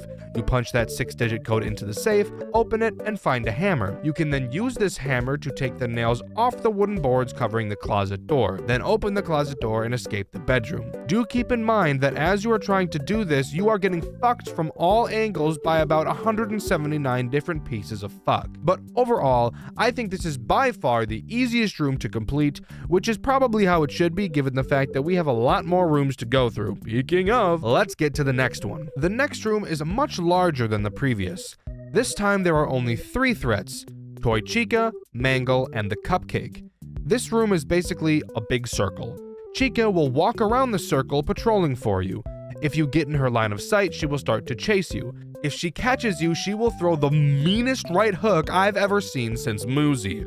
You can hide in any of the several lockers lining the walls, but be aware that not all lockers can open. And if you want to know something super awesome, which lockers open are randomized each time you play, meaning if you lose a run, some of the lockers you hid in before probably will be locked this time. Isn't that awesome? The Cupcake will also patrol around, but he is much less important. He himself can't end your run, but if you're not watching him and accidentally step on him, he will squeak, causing Chica to be alerted to your exact location.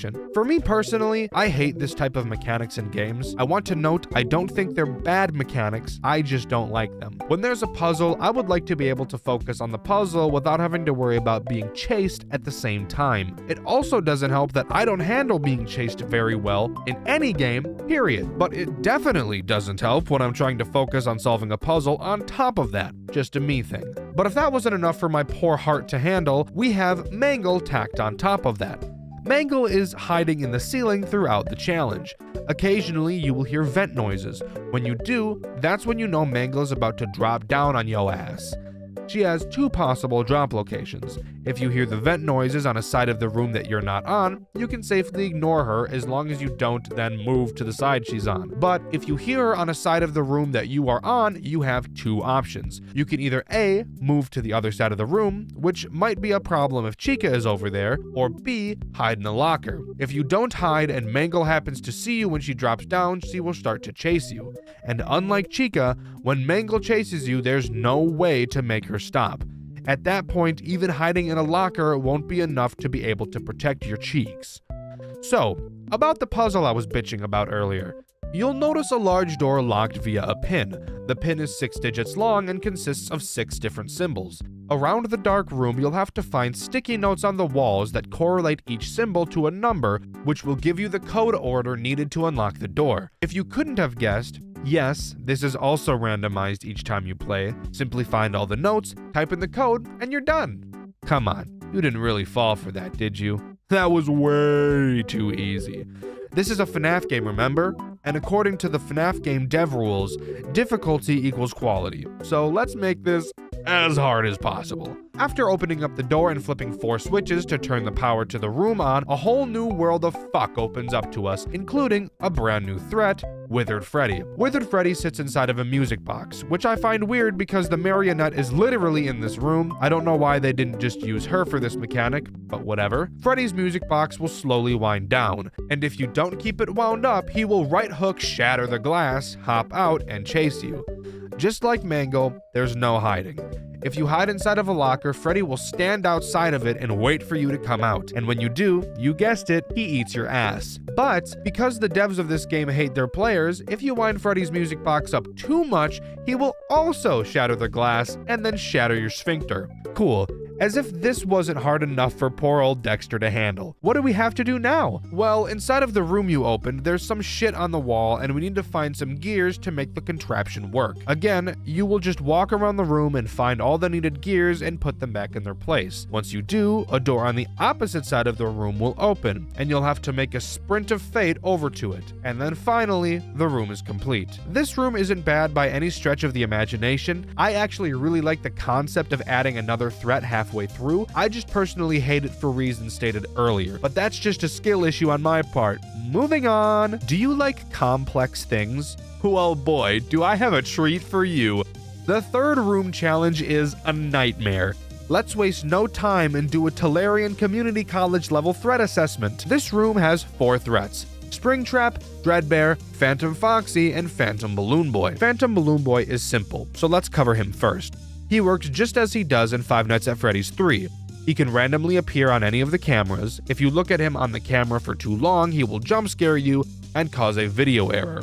Except the video error in this game just means that the camera he jump scared you on can never be used again for the rest of the run, which I promise you is a very bad thing, and the reason will be revealed later. Phantom Foxy can appear in any of the 2 doors connecting to your office. If you look at him for too long, he will charge at you and jump scare you, causing a level of hallucinations to appear. If too many levels of hallucinations appear at once, it's game over. Now, let's talk about the real threats of this night: Springtrap and Dreadbear. Dreadbear can be seen on the cameras and will attack either one of your doors. Do note that you can close these doors and they each have their own power supply. But Dreadbear is unaffected by the doors and will break them down if they're in his way. You'll have to watch the cameras to see which door he will be attacking, and when you see him charging towards one, you will have to hide under the desk on the opposite side of the desk to where he is coming from in order to stay out of his line of sight when he enters your office. Eventually, he will leave and you'll be safe to come back out. Springtrap is a goofy little thing, to say the least. Springtrap will climb through any of 3 vents, which you can see on the cameras. 2 vents bring him to your respective office doors, and the 3rd leads to the vent that is directly above you. If you see Springtrap climbing through a door vent, you will have to simply close the door to the side he's going towards. If you see him climbing through a vent that brings him to the top of your office, you'll need to quickly turn off the power to the office and hide under your desk. He'll drop down, and once he can't see you because the lights are off, he will leave. You got all that down? Good. Because we have a whole load more of fuck to talk about next. That being, how do we escape this room? Well, the goal is to open a tiny vent near the ground beneath the TV screen. To start, you'll want to check near the desk to look for a code. It's random every time, and where it appears next to the desk is also random every time, so have fun. Once you get the code, you head over to the TV screen and press developer mode, and then type in the code you found in your office.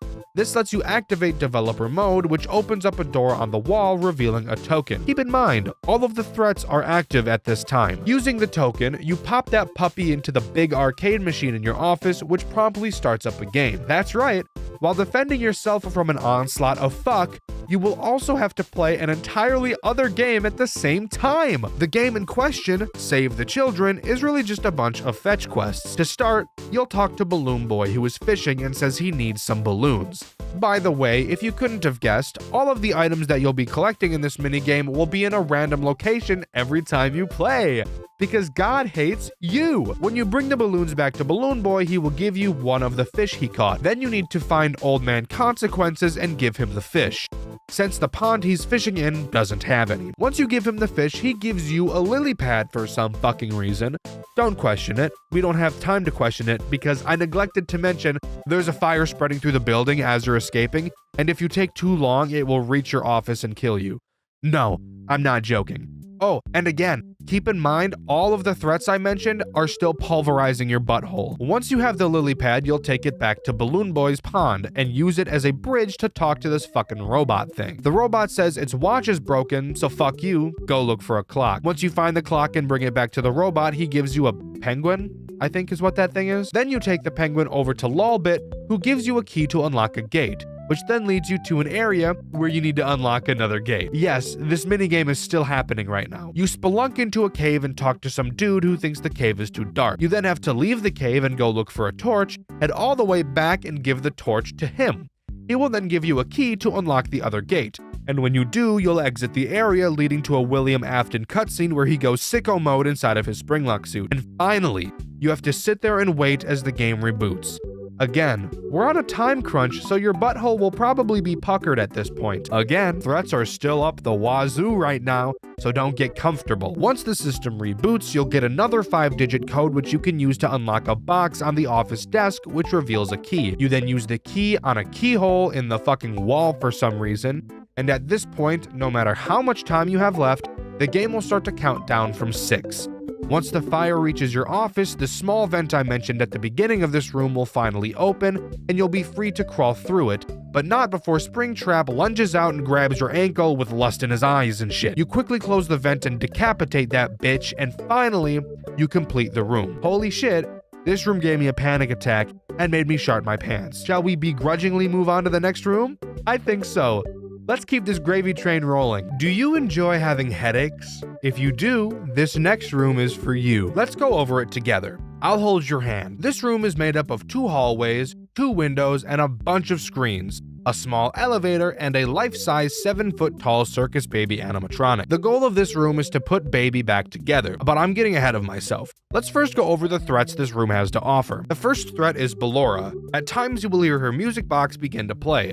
Depending on which side of the room you hear the music coming from, you'll need to go over to that side's hallway and press an electric shock button that will electrify the doorway, shocking Ballora and making her go away.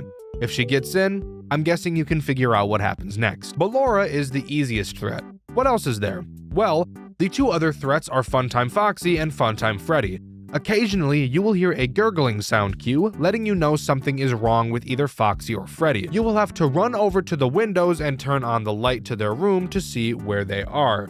Starting with Foxy, if you see him doing the thug shaker on stage, you just press his shock button, and he will go back to how he's supposed to be. Be careful though, if you shock him too many times for no reason, he'll eat your ass like it's an all-you-can-eat buffet. Freddy, on the other hand, is slightly different. His light button doesn't work. Similar to Sister Location, while looking at him, occasionally sparks will fly out of the wires in his room, briefly illuminating. In this small window of time, you'll be able to see where Freddy is located. He will slowly make his way towards the window, and if he gets too close, you guessed it, ass in his mouth, eating it like a cupcake. If you see Freddy getting too close for comfort, you press the tape symbol button, which will make Bon Bon tell Freddy to get the fuck back on stage.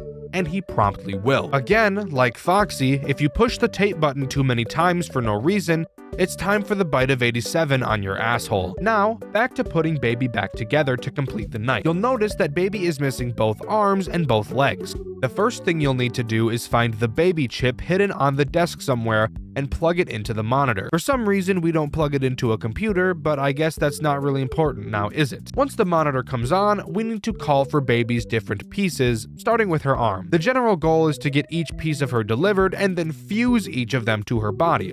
Before I get to the fusing part of this process, let me bitch about the delivery process. So obviously, delivering the parts will take time, which isn't what we want because, as usual, we're on a timer here. And because of it, the devs thought it would be oh so funny to have some of the pieces come in broken. And once you put them on and try to fuse them, only then it will tell you it is broken and won't work. And you'll have to take the piece back off, return it, which also takes time, and then order and wait for another piece to be delivered. Why was this necessary, guys? What neuron fired off in your brain that made you think, how can I be Satan today? Anyways, let's talk about fusing, because this is really where the headache of this challenge comes into play. Starting with fusing the head, which for some reason wasn't already fused on, even though the challenge started with her head already being on her body. In order to fuse Baby's body parts back to her torso, you have to complete a small minigame. For her head, it's basically just Simon Says, but with numbers instead of colors. But don't worry, the devs weren't just being nice and thinking about colorblind people. We'll get to that in just a minute. This is by far the easiest and least time-consuming part to fuse, but if you mess up a pattern once, you'll have to completely restart the head fusing process. Let's move on to her arms. The minigame for both arms are the same. The goal of this minigame is to divert power from the left side of the screen to the right. You do this by turning a bunch of 90-degree lines and 180-degree lines in order to make a consistent path from left to right. This sounds easy, but holy fucking shit, knowing you're on a time crunch and dealing with 30 pounds of dick in your ass at the same time, definitely doesn't make this a smooth process. Do that for both arms and you're on to legs, the part that makes people like me want to die. In order to fuse the legs, you have to play a color matching game. You will see 2 grids of colors, one grid where you can change the colors and on the other you cannot. You have to copy it. Let's get the big elephant out of the room. If you're colorblind or deficient like I am, this challenge is borderline impossible. I'm lucky enough to not be completely colorblind, or I would never have beaten this in my entire life. But not only that, but the grid each time has a missing square, as I'm sure you've noticed, but I'm also sure you've noticed that missing square on your side and the missing square on the side you're supposed to copy are in different locations. That's because they rotated the fucking grid. Talk about a headache, am I right? Maybe I'm just brain dead when it comes to this, but trying to comprehend where each color should go when it's rotated was just not a fun experience at all. I'm not even going to lie to you. But once you finally finish fusing all of Baby's pieces back together, a voice will come over the speakers telling you that all of the animatronics have been deactivated and that you should exit through the hall on your right. When you do, you'll be led to the sister location elevator. Getting inside, it will slowly descend and then stop. You'll hear something laughing at you for a while, and then the elevator will suddenly drop and you die. The end. Game over. Okay, not really. That's just the transition to the next room. Are you ready? Because I sure as fuck aren't. Why did we agree to come to this place? It makes no sense. How does this place even exist? I could have died a solid 276 times at this point, and we're not even done yet. Someone needs to get this place investigated by the FBI because this is some bullshit. What a waste of a Saturday, am I right? Anyways, let's move on. After laying on the floor for approximately 8 days, we finally wake up from the fallen elevator. We walk past a large window and see the characters we just went up against. After the events of the last room, these little tiny robot things apparently grabbed all of the characters to bring them to the scooping room. And this room is presumably that. While we look across the floor of once familiar corpses, the bane of my existence and the shit in my diaper emerges from the tangled mess of wires. Ennard. This guy is the single reason why it took me so long to make this video. Why it took me a month to beat this game. For most, it certainly wouldn't have taken this long, but for me, oh my lord, this next room will give me flashbacks like Charlie in the Trees for the next 5 decades. And possibly until I reach my grave. Remember the second room? How I mentioned I don't handle being chased very well? This room made me question if I would be able to continue making videos on this channel, or if I would have to jump ships to another genre to make review videos about. I'm not kidding, not even a little bit. I originally intended to beat this game on stream on Dxtr Black, and you can still see my first stream about this game where I gave up on room 2. Well, for the people who tuned into that stream, know now I didn't give up. But you should also be grateful that I didn't stream this entire process because I spent tens of hours trying to beat this next room alone. Let me explain why. Room 5 is the epitome of everything I hate in a horror game. Literally all the way down to the last detail. I'll give you a warning right now. This is 100% a me problem and is totally my subjective opinion. So, the only threat in this room is Ennard. Thankfully, there aren't any more, but dear lord, Ennard is all it needs. In terms of where we are story-wise, the elevator crashing was definitely not intended to happen, as upon beginning this room, we don't get a monitor telling us what our goals are. This is cool as a passing thought, but it's not really cool when you stop to think that there is absolutely nothing to explain what it is I need to do to complete the challenge. Upon beginning, we're given a wind to power flashlight and some writing on the wall telling us to light up a solar panel using the flashlight. Now, I'm already going to pause real quick. We're being shown a new mechanic, the wind up flashlight and solar panel. Cool. Now tell me, do you suspect we need to light up solar panels ever again in this entire challenge? Or the entire game? I'm assuming you said yes, but you'd be completely wrong. No, there's not a single other solar panel in this entire game. So please, tell me, why the fuck were we shown this? Showing us the flashlight makes sense, but there were countless other ways to do it in a much better way than showing us another mechanic that is never used again. This is exactly like the gun in Muzi. But continuing, once we light the solar panel, a large door opens and the challenge truly begins. The overall goal of this challenge is probably the easiest we've seen so far. It's broken up into 5 distinct tasks. Step 1, find a crowbar. Step 2, use the crowbar to force open a drawer near Kyle's desk to get a key card. Step 3, Use Kyle's keycard to open a door, allowing you to turn a generator on that powers computer monitors throughout the room. Step 4. Find all 3 computers and input 3 colored fuses into each. The fuses are conveniently placed in boxes right next to the computers, so I appreciate that. And step 5. Go back to the generator and turn on the central power, which opens the door, allowing you to climb a ladder and beat the challenge. Sounds simple, right? Well, yes. It is simple, but now I need to talk about the problem. Ennard. Ennard will be patrolling the giant maze of a room the entire time you are performing these tasks. If he sees you, he will begin to chase you. If you get caught, you will lose all progress you've made throughout the challenge. Let me tell you another fact. Unlike every room in this game so far, this room ain't small. No, this room is very fucking large. I hate everything about life. Let me complain about some more stuff. If you are near Ennard, he will hear you and be alerted to you if you do the following. Wind up the flashlight. Makes sense. It's really loud. I can understand that one. If you run. Okay, yeah. I've seen that in other games before. Running is louder than walking is, and walking. That's right. If you move, period, while he is anywhere remotely close to you, he will hear you and start to chase you. What the fuck? And once he starts chasing you, there's only 2 ways to get him to stop. The devs must have been smoking crack and playing Dead by Daylight while they were designing this section, because one of the methods used to escape an Ennard chase is by knocking over wood pallets placed around the room. Quickly break the pallets and continue to chase you if you don't hot bottom out of there at light speed. What's the second way of escaping a chase? I hear you asking? Well, it's by stunning Ennard. How do you stun Ennard? I hear you asking again. That's a great question. I have no fucking idea. I'm not joking. I literally have no fucking clue on earth. How? On God's green fuck, you're supposed to stun Ennard. How do I know you can stun him? Well, every time you die, which, judging by the fact it took me borderline a month to beat this challenge, I did quite frequently, you will get a tip on the loading screen.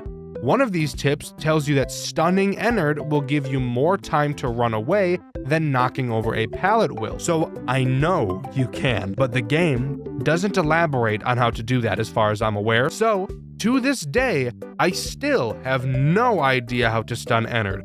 I don't know what the hell the game is talking about. I'm stumped. But I'm not even close to done talking about this section of the game. No. I spent a fucking month on this. I can dedicate a few pages of my script to it. You can sit down and listen. I don't care if this video ends up being an hour long. You see, there is a very large, steaming hot, glaring issue with this challenge in specific. Since it's technically not a part of the canonical attraction, there's no tip screen at the beginning. But with no tip screen, there's no telling anyone fuck about fuck. So, as I said, there are 3 computers around the level. Each computer has a box of fuses with differently colored patterns on them right next to them. Each computer requires 3 different fuses. How do you figure out which fuses go where? Well, at first I looked at the colors of the wires going into the computer. I thought maybe this will give me a hint as to what I'm supposed to do. So I tried to grab the fuses out of the box, but I couldn't. So then I thought, oh, maybe these aren't the fuses, and the actual fuses are randomly placed around the map. So I went to look. I looked, and I looked, and I looked, but I never found any fuses. Eventually, I died for probably the 48,000th time to see a tip appear on my screen. You won't be able to pick up fuses until you turn on the monitors. You didn't think to tell me that?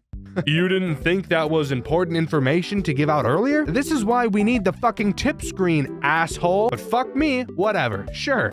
So then I started trying to figure out how to turn the monitors on. I tried seeing if I could press the buttons on the monitors, but that didn't work, so then I decided to try and find something else to do. Eventually, I found a note next to a door mentioning that Kyle leaves a keycard in his desk to open said door. Okay, cool. Something to do has just fallen into my lap. Let's go find Kyle's desk. Luckily for me, desks are in the same location every time you play, so we don't have to worry about those being randomized. After looking for a very long time, because again, I don't handle being chased well at all, it's like I fucking lock up and start freezing. I don't know what's wrong with me, I just can't handle it. So, most of the gameplay boiled down to me moving incredibly slowly and taking way more time than I ever needed to complete this challenge. But that's how I personally had to do this if I wanted to play it myself, which is also why the footage you're watching right now isn't mine.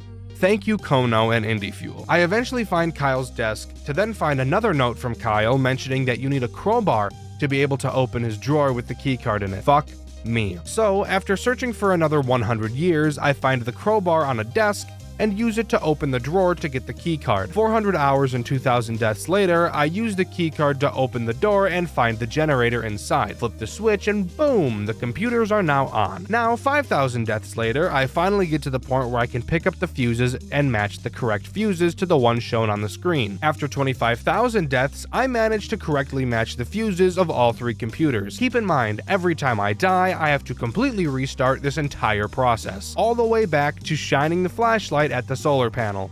I'm on the verge of death. So finally, I make it back to the generator to turn it on and finish this godforsaken challenge. And I do, expecting the door next to it to open. It doesn't. Come in real close for me. Come in real close. This fucking door needs a separate key that spawns randomly in the level. I'm going to clench my teeth together so hard that they shatter into a fine powder. This right here is what took me the longest. So finally, after 100,000 deaths, I finally get the key to the generator to unlock the door. Come on real close again for me, real close, one more time. Take a guess what's in this room. Is it the exit to let me move on to the next challenge?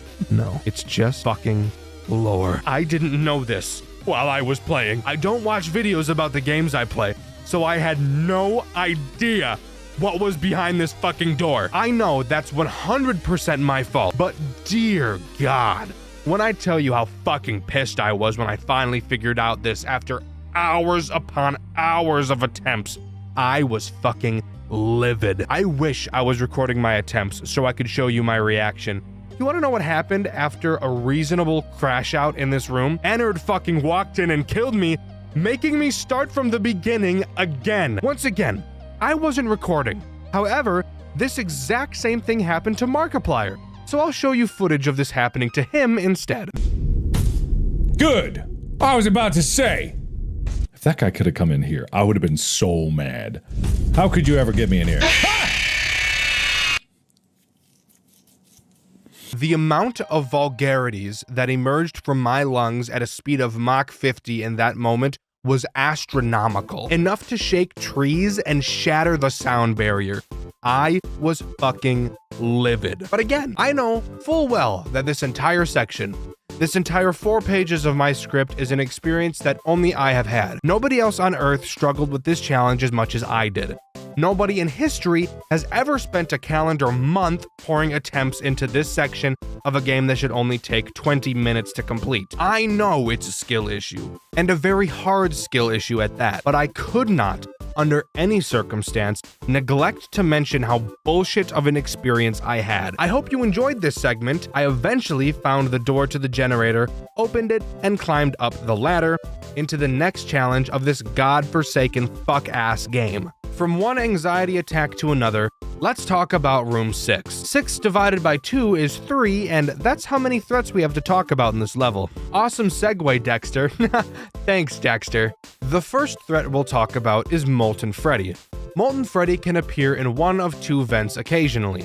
When you hear or see him in one, you'll have to break your mouse and spam click a lever in the vent to blind him with a light more powerful than the sun. Every time you flash him, he gets slightly pushed back, which leads to you spending an infuriating amount of time spamming the fucking lever to make him go away. The next threat is Scrap Baby.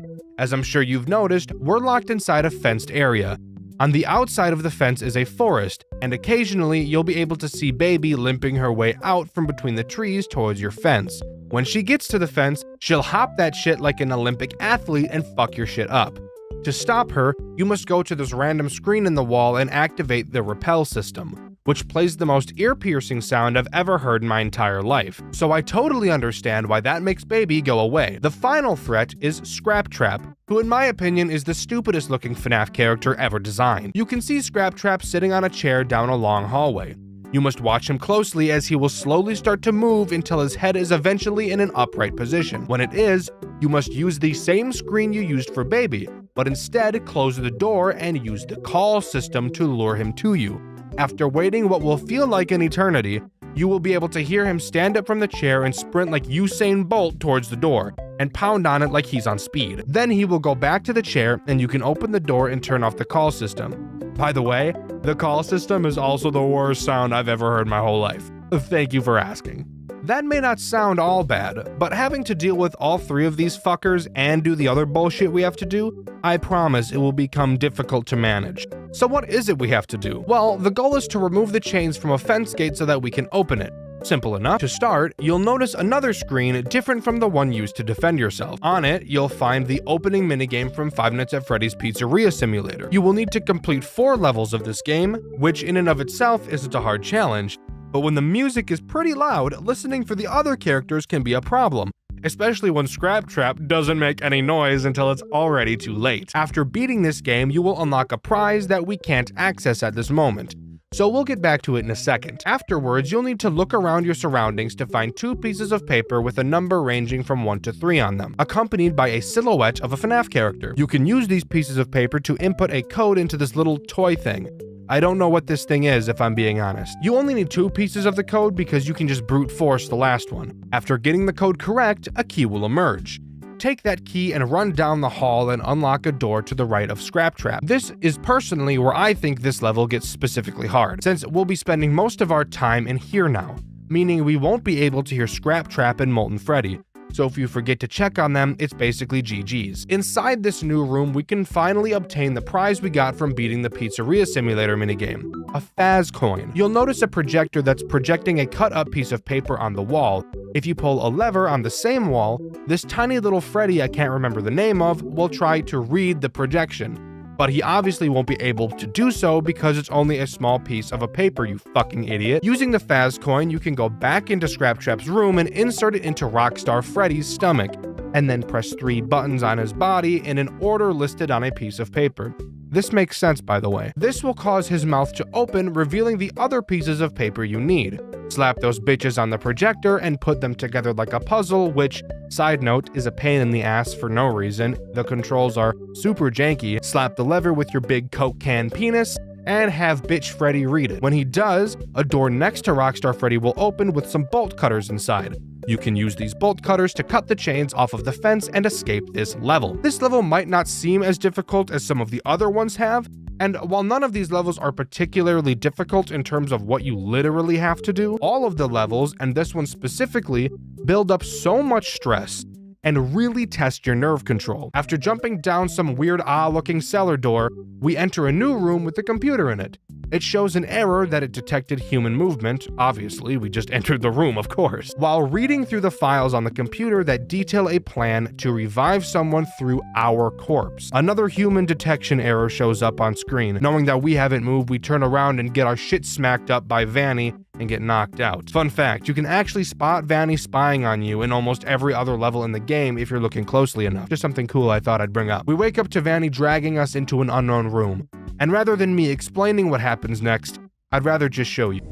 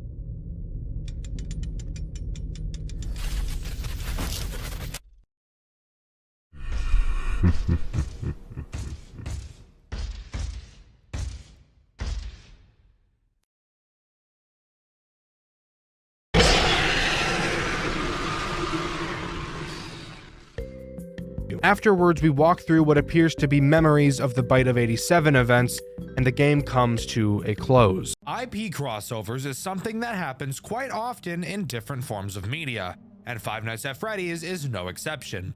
We've seen classics such as Five Nights at Sonic's and Five Nights at Wario's. However, I'm sure you can think of many other crossovers this massive genre has. I've recently learned about a FNAF game that has a crossover with another massive horror piece of media, and I'm very excited to share with you my experience with said game today. This game is very cool and incredibly difficult. So strap in and join me today as we dive into the world of SCP: The Endurance. When I first saw this game, I was really concerned that it was going to lean more into being a game like SCP Containment Breach instead of Five Nights at Freddy's. But luckily for me, I'm not going to have to bust through randomly generated rooms. Maybe in another video, I'll be forced to do that. But for now, yes, this game does follow the typical Five Nights at Freddy's formula. In SCP: The Endurance, we play as a Class D personnel. For those of you unfamiliar with SCP, Class D personnel are the lowest level of individuals of the SCP Foundation, consisting mostly of death row inmates. They usually live in solitary confinement cells and are often tasked with doing very dangerous things that could easily get them killed. And of course, this game has us do just that. The game opens to an infomercial designed for these Class D personnel, offering all of them the chance for some major benefits if they take part in the Endurance program, which by the way is slang for kill yourself. We've all seen situations like this before in media, and it's honestly one of my favorite story structures, so I was pretty excited when I first saw this. The task we have to complete, of course, is surviving 6 nights while watching over a section of the facility, while 8 monsters try and mush up your insides and make a nice little inside soup. We obviously don't want that to happen, so what tools do we have at our disposal to prevent such a catastrophe from happening? Well, let's start with stuff you'll always be using that isn't character specific. To your right, you have a door that can be closed. Pretty standard FNAF stuff. The longer the door is closed, the more power it will consume. In front of you, there is a hallway that you can flash, exactly like FNAF 2, except this time around, when something is in the hallway, the most ear-grating PTSD-inducing sound of all time doesn't play. Of course, there's the camera system, which does something that makes my dick hurt when I see it. That being that the camera has multiple levels for you to look at. There's nothing wrong with this mechanic, by the way, just thought I'd mention how it makes me want to shit out my own organs. And finally, you can turn off the power to both your cameras and the entire building. The reasons for doing both of these things will become important later, so for now, just don't worry about it. Actually, that's a lie. Nothing actually happens on night 1 as it's just introductory, so I actually want to take this time to talk about the fucked up shit that is this game's power supply. This game drains power so fast, it isn't even funny. This is to encourage you to shut off essential systems to save on that power, because if you don't, there is literally zero chance you will survive the later nights. Inside of the cameras, you have the ability to turn off your ventilation. This game takes place underground, so if it's off for too long, you'll just suffocate and die. But it will make your power drain slightly slower, and in a game where you'll be completing each night with single-digit power integers, that is huge. Obviously, that's also where shutting off your cameras comes into play, as that will also save some power for you. However, booting up the cameras does take about 3 seconds, and with how brutal this game gets with character speed on later nights, I promise you that 3 seconds is a lot of time to wait. However, shutting off the cameras will also be essential to actually surviving the nights in this game. Now is the time I should mention how you need to start each night, as it's not as simple as just listening to the phone call. Each night you will have to boot up the computer for the first time by using a password. This password is randomly generated each time you start up a night. So if you die on night 4, for example, when you retry night 4, the password will change yet again. Each night starts with you booting up the PC and typing in the password. I highly recommend that you Control A, Control C, and Control V the password at the start of the night as well, because if either you or something else shuts off the power to the facility and you have to turn it back on, you will have to re-enter this password. So being able to copy and paste it is obviously a big time saver. We also have access to an SCP library where we can learn and read about the SCPs that we'll be encountering. Most of these entries are mainly for lore reasons, and in all honesty, I don't have a lot of interest in diving into the behaviors of each character, as it's literally pretty much just a wiki page. So I probably won't be doing that much in this video. I'm imagining most of you who are watching my channel frequently also probably know at least a little bit about SCPs anyways. Again, as I said, night 1 doesn't actually have any threats. You just get taught by the phone guy, Ronald, how to do everything you need to do, and that's about it. But now we can hop into night 2. And holy shit, this game goes from 0 to 80 really fucking fast. Night 2 introduces 5 characters. That is over half the fucking roster on night 2.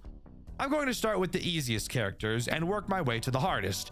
Strap in because this is going to get interesting.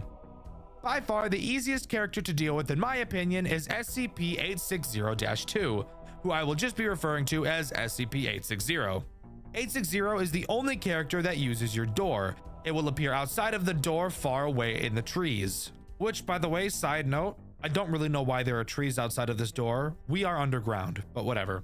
Throughout the night, it will approach your door until it is right up next to it. When it is, all you have to do is close the door and wait to hear it run away. If this door is closed for too long, the power to the building will be shut off and you will have to completely reboot, re-entering the password to the computer and all. I believe this is the easiest character simply because of how infrequently he attacks in comparison to the other characters. You may see him 5 or 6 times a night, which is a godsend compared to some of the other assholes we'll be talking about in a bit. The next easiest character in my opinion is SCP-066. 066 is just a giant pile of meat with some eyeballs. 066 by itself will not actually be able to end your runs. Instead, it cosplays as Satan. It will attack from the vent on your ceiling. At random times, you may see the vent on your ceiling open up. When you see this, you will have to simply click the vent to close it, and that's all. If you leave it open for too long, 066 will drop into your office and stay there for the rest of the night. While there, it will slowly increase the AI values of all of the other characters, which, by the way, has the chance to increase their AI values over the max 20, which, yes, will still make them harder. It also has the random chance to play sounds at 140 decibels, so just like, really don't let him into your office. You may be wondering why I've chosen to call 066 more difficult than 860, despite the fact that all you have to do is mindlessly click when you hear a noise. Well, that's because 066 is probably the fastest character in the entire game. On later nights, you will have less than 2 seconds to react and close the vent. And of course, it itself doesn't kill you. The ramping AI of the other characters probably will. Of course, that's unless you're Frogger and beat the 820 mode with 066 in the office the entire night. That guy's a madman. Next, we'll talk about SCP-096, arguably one of the most popular SCPs of all time. SCP-096 has the chance to spawn literally anywhere in the entire building, whether that be on any of the cameras or even directly in your office. Wherever it happens to be, all you have to do is stop looking at it. If it's in your office, flip up and down the camera quickly. If it's in the camera, either switch cameras or pull the camera down. While yes, 096 is not a problem by itself, it's in combination with how hectic and stressful the rest of the game gets, which is the reason I think 096 is as annoying and difficult as it is. SCP-106 is the next degenerate I'd like to talk about. This is the pocket dimension asshole, by the way, if you were curious. Occasionally, you will both hear and see 106 in your office. When you do, you'll have to put on the mask. Oh yeah, you have a mask, by the way. I know I forgot to mention that. I just wanted to keep you on your toes. And I totally didn't just forget it existed until I started talking about 106. So shut up. If you don't put the mask on fast enough, it appears one of 2 things could happen, I think. Maybe it's every time, but I've seen this not happen to some people on deaths to 106 multiple times. When you become caught by 106, it has a chance to teleport you to a pocket dimension. We're in the fucking guy that we're in the guy that does fucking genjutsu, aren't we? Oh my, what the fuck? What? Yo, this is sick as fuck. Oh, he dead. Oh, he dead. Where the game is put into a 3D environment where you have to complete some parkour across some rocks to escape. If you do manage to escape, then congrats, you get to continue the night. But of course, chances are you'll have spent too long in the pocket dimension that you'll probably die upon coming back. This pocket dimension also has some interesting secrets by itself, but I'll be talking about that a bit later in the video. Sitting there doing nothing in the mask is obviously not something you're going to want to be doing while being ass pounded by 7 other characters. So that puts 106 pretty high up on the difficulty chart in my eyes. SCP-173 is by far the most grueling and annoying character in this entire game. He acts as this game's main reason for using the cameras, which also really sucks because in most cases you'd prefer to have your cameras off just because of how horrifically quickly the power drains. 173 will slowly move throughout the building until it gets to your vent. You may notice to your left a giant vent is open on the wall. Yeah, if he gets there, you're dead. So, how do you stop him? Well, by staring at him on the cameras, of course.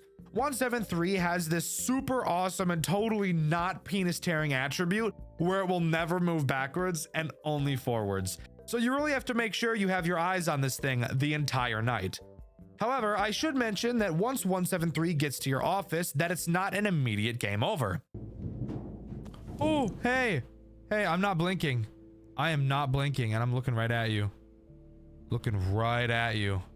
There's actually 2 phases it will have to get through before it can slither inside of you like one of those parasites that will swim up your urethra if you piss in a gross lake. I don't know. In true 173 fashion, if you're looking at him, he won't move. But if you open the cameras, turn to the side to deal with 860 and the door, or anything else that blocks your view of 173, it will move through its phases before blowing up your anus. Again, 173 is easily the most difficult character throughout this entire game, only being rivaled by one other asshole who we'll talk about later. But for now, if you can deal with all of that bullshit combined, you will successfully beat Night 2. Yeah? Did you forget we were only talking about Night 2? Yeah, there's still 4 more of these, so strap in. Night 3 introduces one new threat. Nah, I'm just fucking with you. It introduces the remaining 3 because fuck you. Those characters being SCP-049, SCP-1048, and SCP-079. Only one of these characters is actually a big issue, so let's talk about the less annoying 2 first. Let's start with what I feel is the easiest to deal with of these 3, SCP-1048. It's just a teddy bear. But a teddy bear that can move, to be fair. It takes advantage of your hallway. Appearing in it throughout the night, it will try to enter your office and murder the shit out of you. All you have to do is keep your flashlight on him to push him backwards. Not hard at all, just another power waster of a character. SCP-049 is the Plague Doctor, and I honestly wish I had the plague while playing this game so that I had a good excuse to just kill myself rather than continuing. 049 makes use of the 2 lockable doors on the bottom layer of the cameras. You can only lock one of these doors at a time, and thankfully doing so doesn't waste any power, and they don't unlock if the PC is shut off. If you see 049 at either door, simply lock it and it'll be no problem. The actual difficulty of 049 just comes in the likelihood that you will forget he even exists, and only remember once you find him in your office. And finally, the second most difficult character in SCP the Endurance is SCP-079. This guy is just a little quirky fella, really. He's just a bored little guy that really wants to play tic-tac-toe with you. What is this?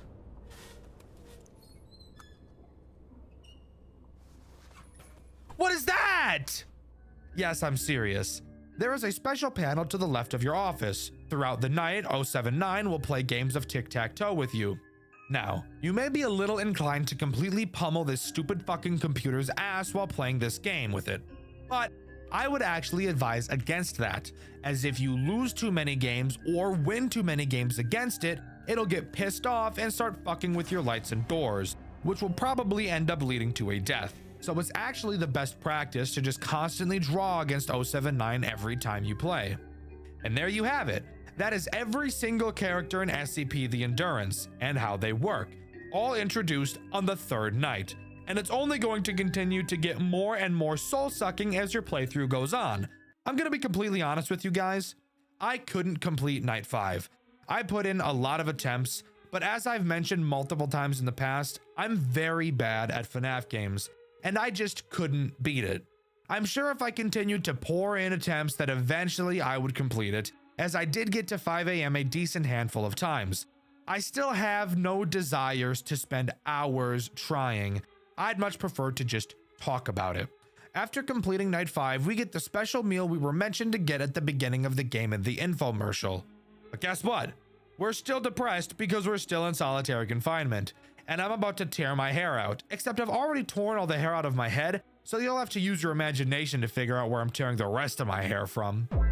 However, we're not done talking about this game quite yet, as there still are some cool things that it has to offer. Mainly, now is the time I want to talk about SCP-106, or Larry's, Pocket Dimension, and how important it is for unlocking both Night 6 and this game's secret ending. The first step to unlocking the secret ending is finding the 3 burnt pages in Larry's Pocket Dimension.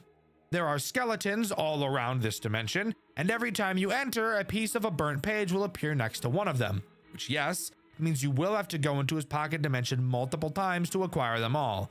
The platforming in this game does make me want to skin a puppy alive, but hey, it's a FNAF game, not a platformer, so I guess that means something. Oh, and you want to know the best part? The pocket dimensions are totally random. So you could get the pocket dimension to spawn the same page multiple times, which means in theory, it could take hours for you to ever be able to collect all three. And you can't do the secret ending until you get all three of them, even though the code on it doesn't change. So that's realistically probably the worst part of this entire game. Spoiler alert, FNAF fans aren't a super huge fan of RNG. Who would have thought? Once you get all three pages and escape, you will be able to put them together in your office to reveal the code PGF4B. Typing this code into the computer instead of the one on the sticky notes will unlock Night 6. Night 6 is where you can get the secret ending. Not only is Night 6 hard as fuck, but getting the secret ending only makes Night 6 even harder. Once in Night 6, you will want to once again type in the burnt note code PGF4B. After it boots, you'll want to type in the command run power manager. This will give you a special tab on your second monitor that you can use to control all of the power in the building. This is where the secret ending makes Night 6 very hard. Obviously, Night 6 by itself is already difficult, having several threats to keep track of and having to react very quickly to all of them. However, the additional tasks this secret ending requires only serves to add more confusion and stress to your plate. In this new Power Manager menu, you will be able to click through every room of every floor in the facility. It looks a lot more confusing than it really is. The only sections that matter are the rooms that contain the elevators. You'll have to go to each elevator room and turn the power to each of them on by manually typing in codes. This section heavily reminds me of some of the tasks you're required to do in Banshee, another FNAF game I've covered on this channel. You should definitely watch that video after this one if you haven't already, by the way. This is the main reason I think this secret ending is so stressful. There is already so much bullshit happening at the same time that to add in precision typing on top of that really makes for a super tense experience. And while no, I never did it myself, I applaud anyone who was actually able to pull this insane shit off. After turning on the power to each elevator floor, our character will actually speak. It worked! I can finally get the hell out of here. Which is where I learned that we play as a female throughout this game. Not that that really matters, just something I wasn't expecting. We get a final cutscene of our inmate leaving the building, avoiding all the characters she'd been going up against thus far, and escaping the facility, only to find out that she was right in the sights of an SCP worker's gun. We never get to see if the bullet hits her, but we can only hope it didn't and that she was finally able to escape. But don't click off the video yet, you little piece of shit! I see you checking how much longer there is trying to fuck up my retention. Stop it! You stop it! Naughty! Anyways, I've still got something else I want to talk about in this game that I think is really cool.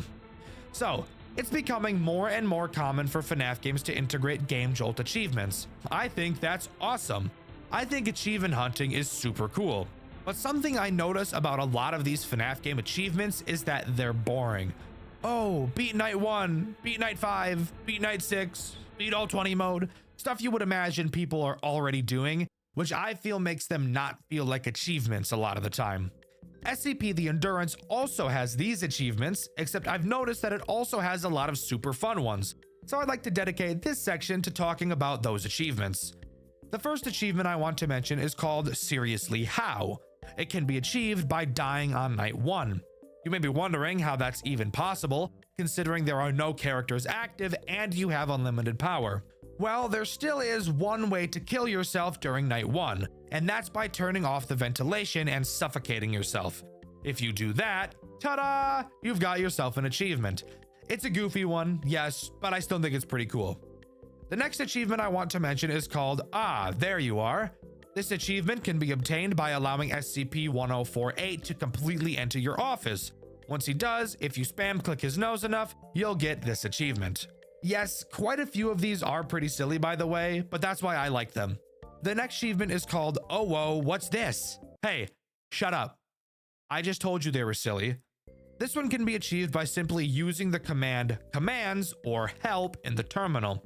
You're a femboy, aren't you? Don't lie. I said oh whoa and I saw your little stupid ass fucking light up, freak. The next interesting achievement is called 1 Step Forward, 2 Steps Back, and can be achieved by collecting one of the burnt notes in 106's pocket dimension and proceeding to fall out of the world and die. Interesting that they chose to call that an achievement, considering you didn't actually achieve anything at all. There are also 2 achievements that can be incredibly difficult to achieve. The first of which is called Catch Me If You Can.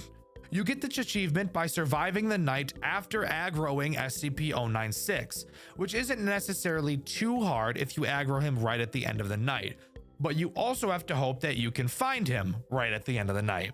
The other, much more difficult achievement is Staring Contest. This one is ass, I can't even lie to you. You have to let SCP-173 into your office for at least 1 entire hour of the night, so 1 minute real time. This is disgusting because you literally can't look away from him. And not looking away from him for a minute will require a good deal of luck to not get butt banged. There's also a really silly achievement called L+ ratio, wherein you complete night 3 without ever looking at the cameras, which I'm not going to lie, just sounds like complete hell. And finally, the last achievement in the game, which I would actually say is worthy of getting a trophy, is called My Goals Are Beyond Your Understanding, which is achieved on night 6 if you turn off every single light in the power manager, then shut off literally everything in the office that you can, leaving you completely vulnerable in literally every way possible. Doing this isn't hard. Doing this on night 6 definitely is. But as far as I'm aware, that's all SCP the Endurance has to offer. Overall, I think this game is incredibly solid. It was in development by one person for over 8 years, and I think it turned out great. Yes, it's really hard. Yes, I think the burnt notes being RNG is bullshit. And yes, I think the game giving you little to no hints for anything in the game is pretty ass. Overall, I still think this experience was a good one.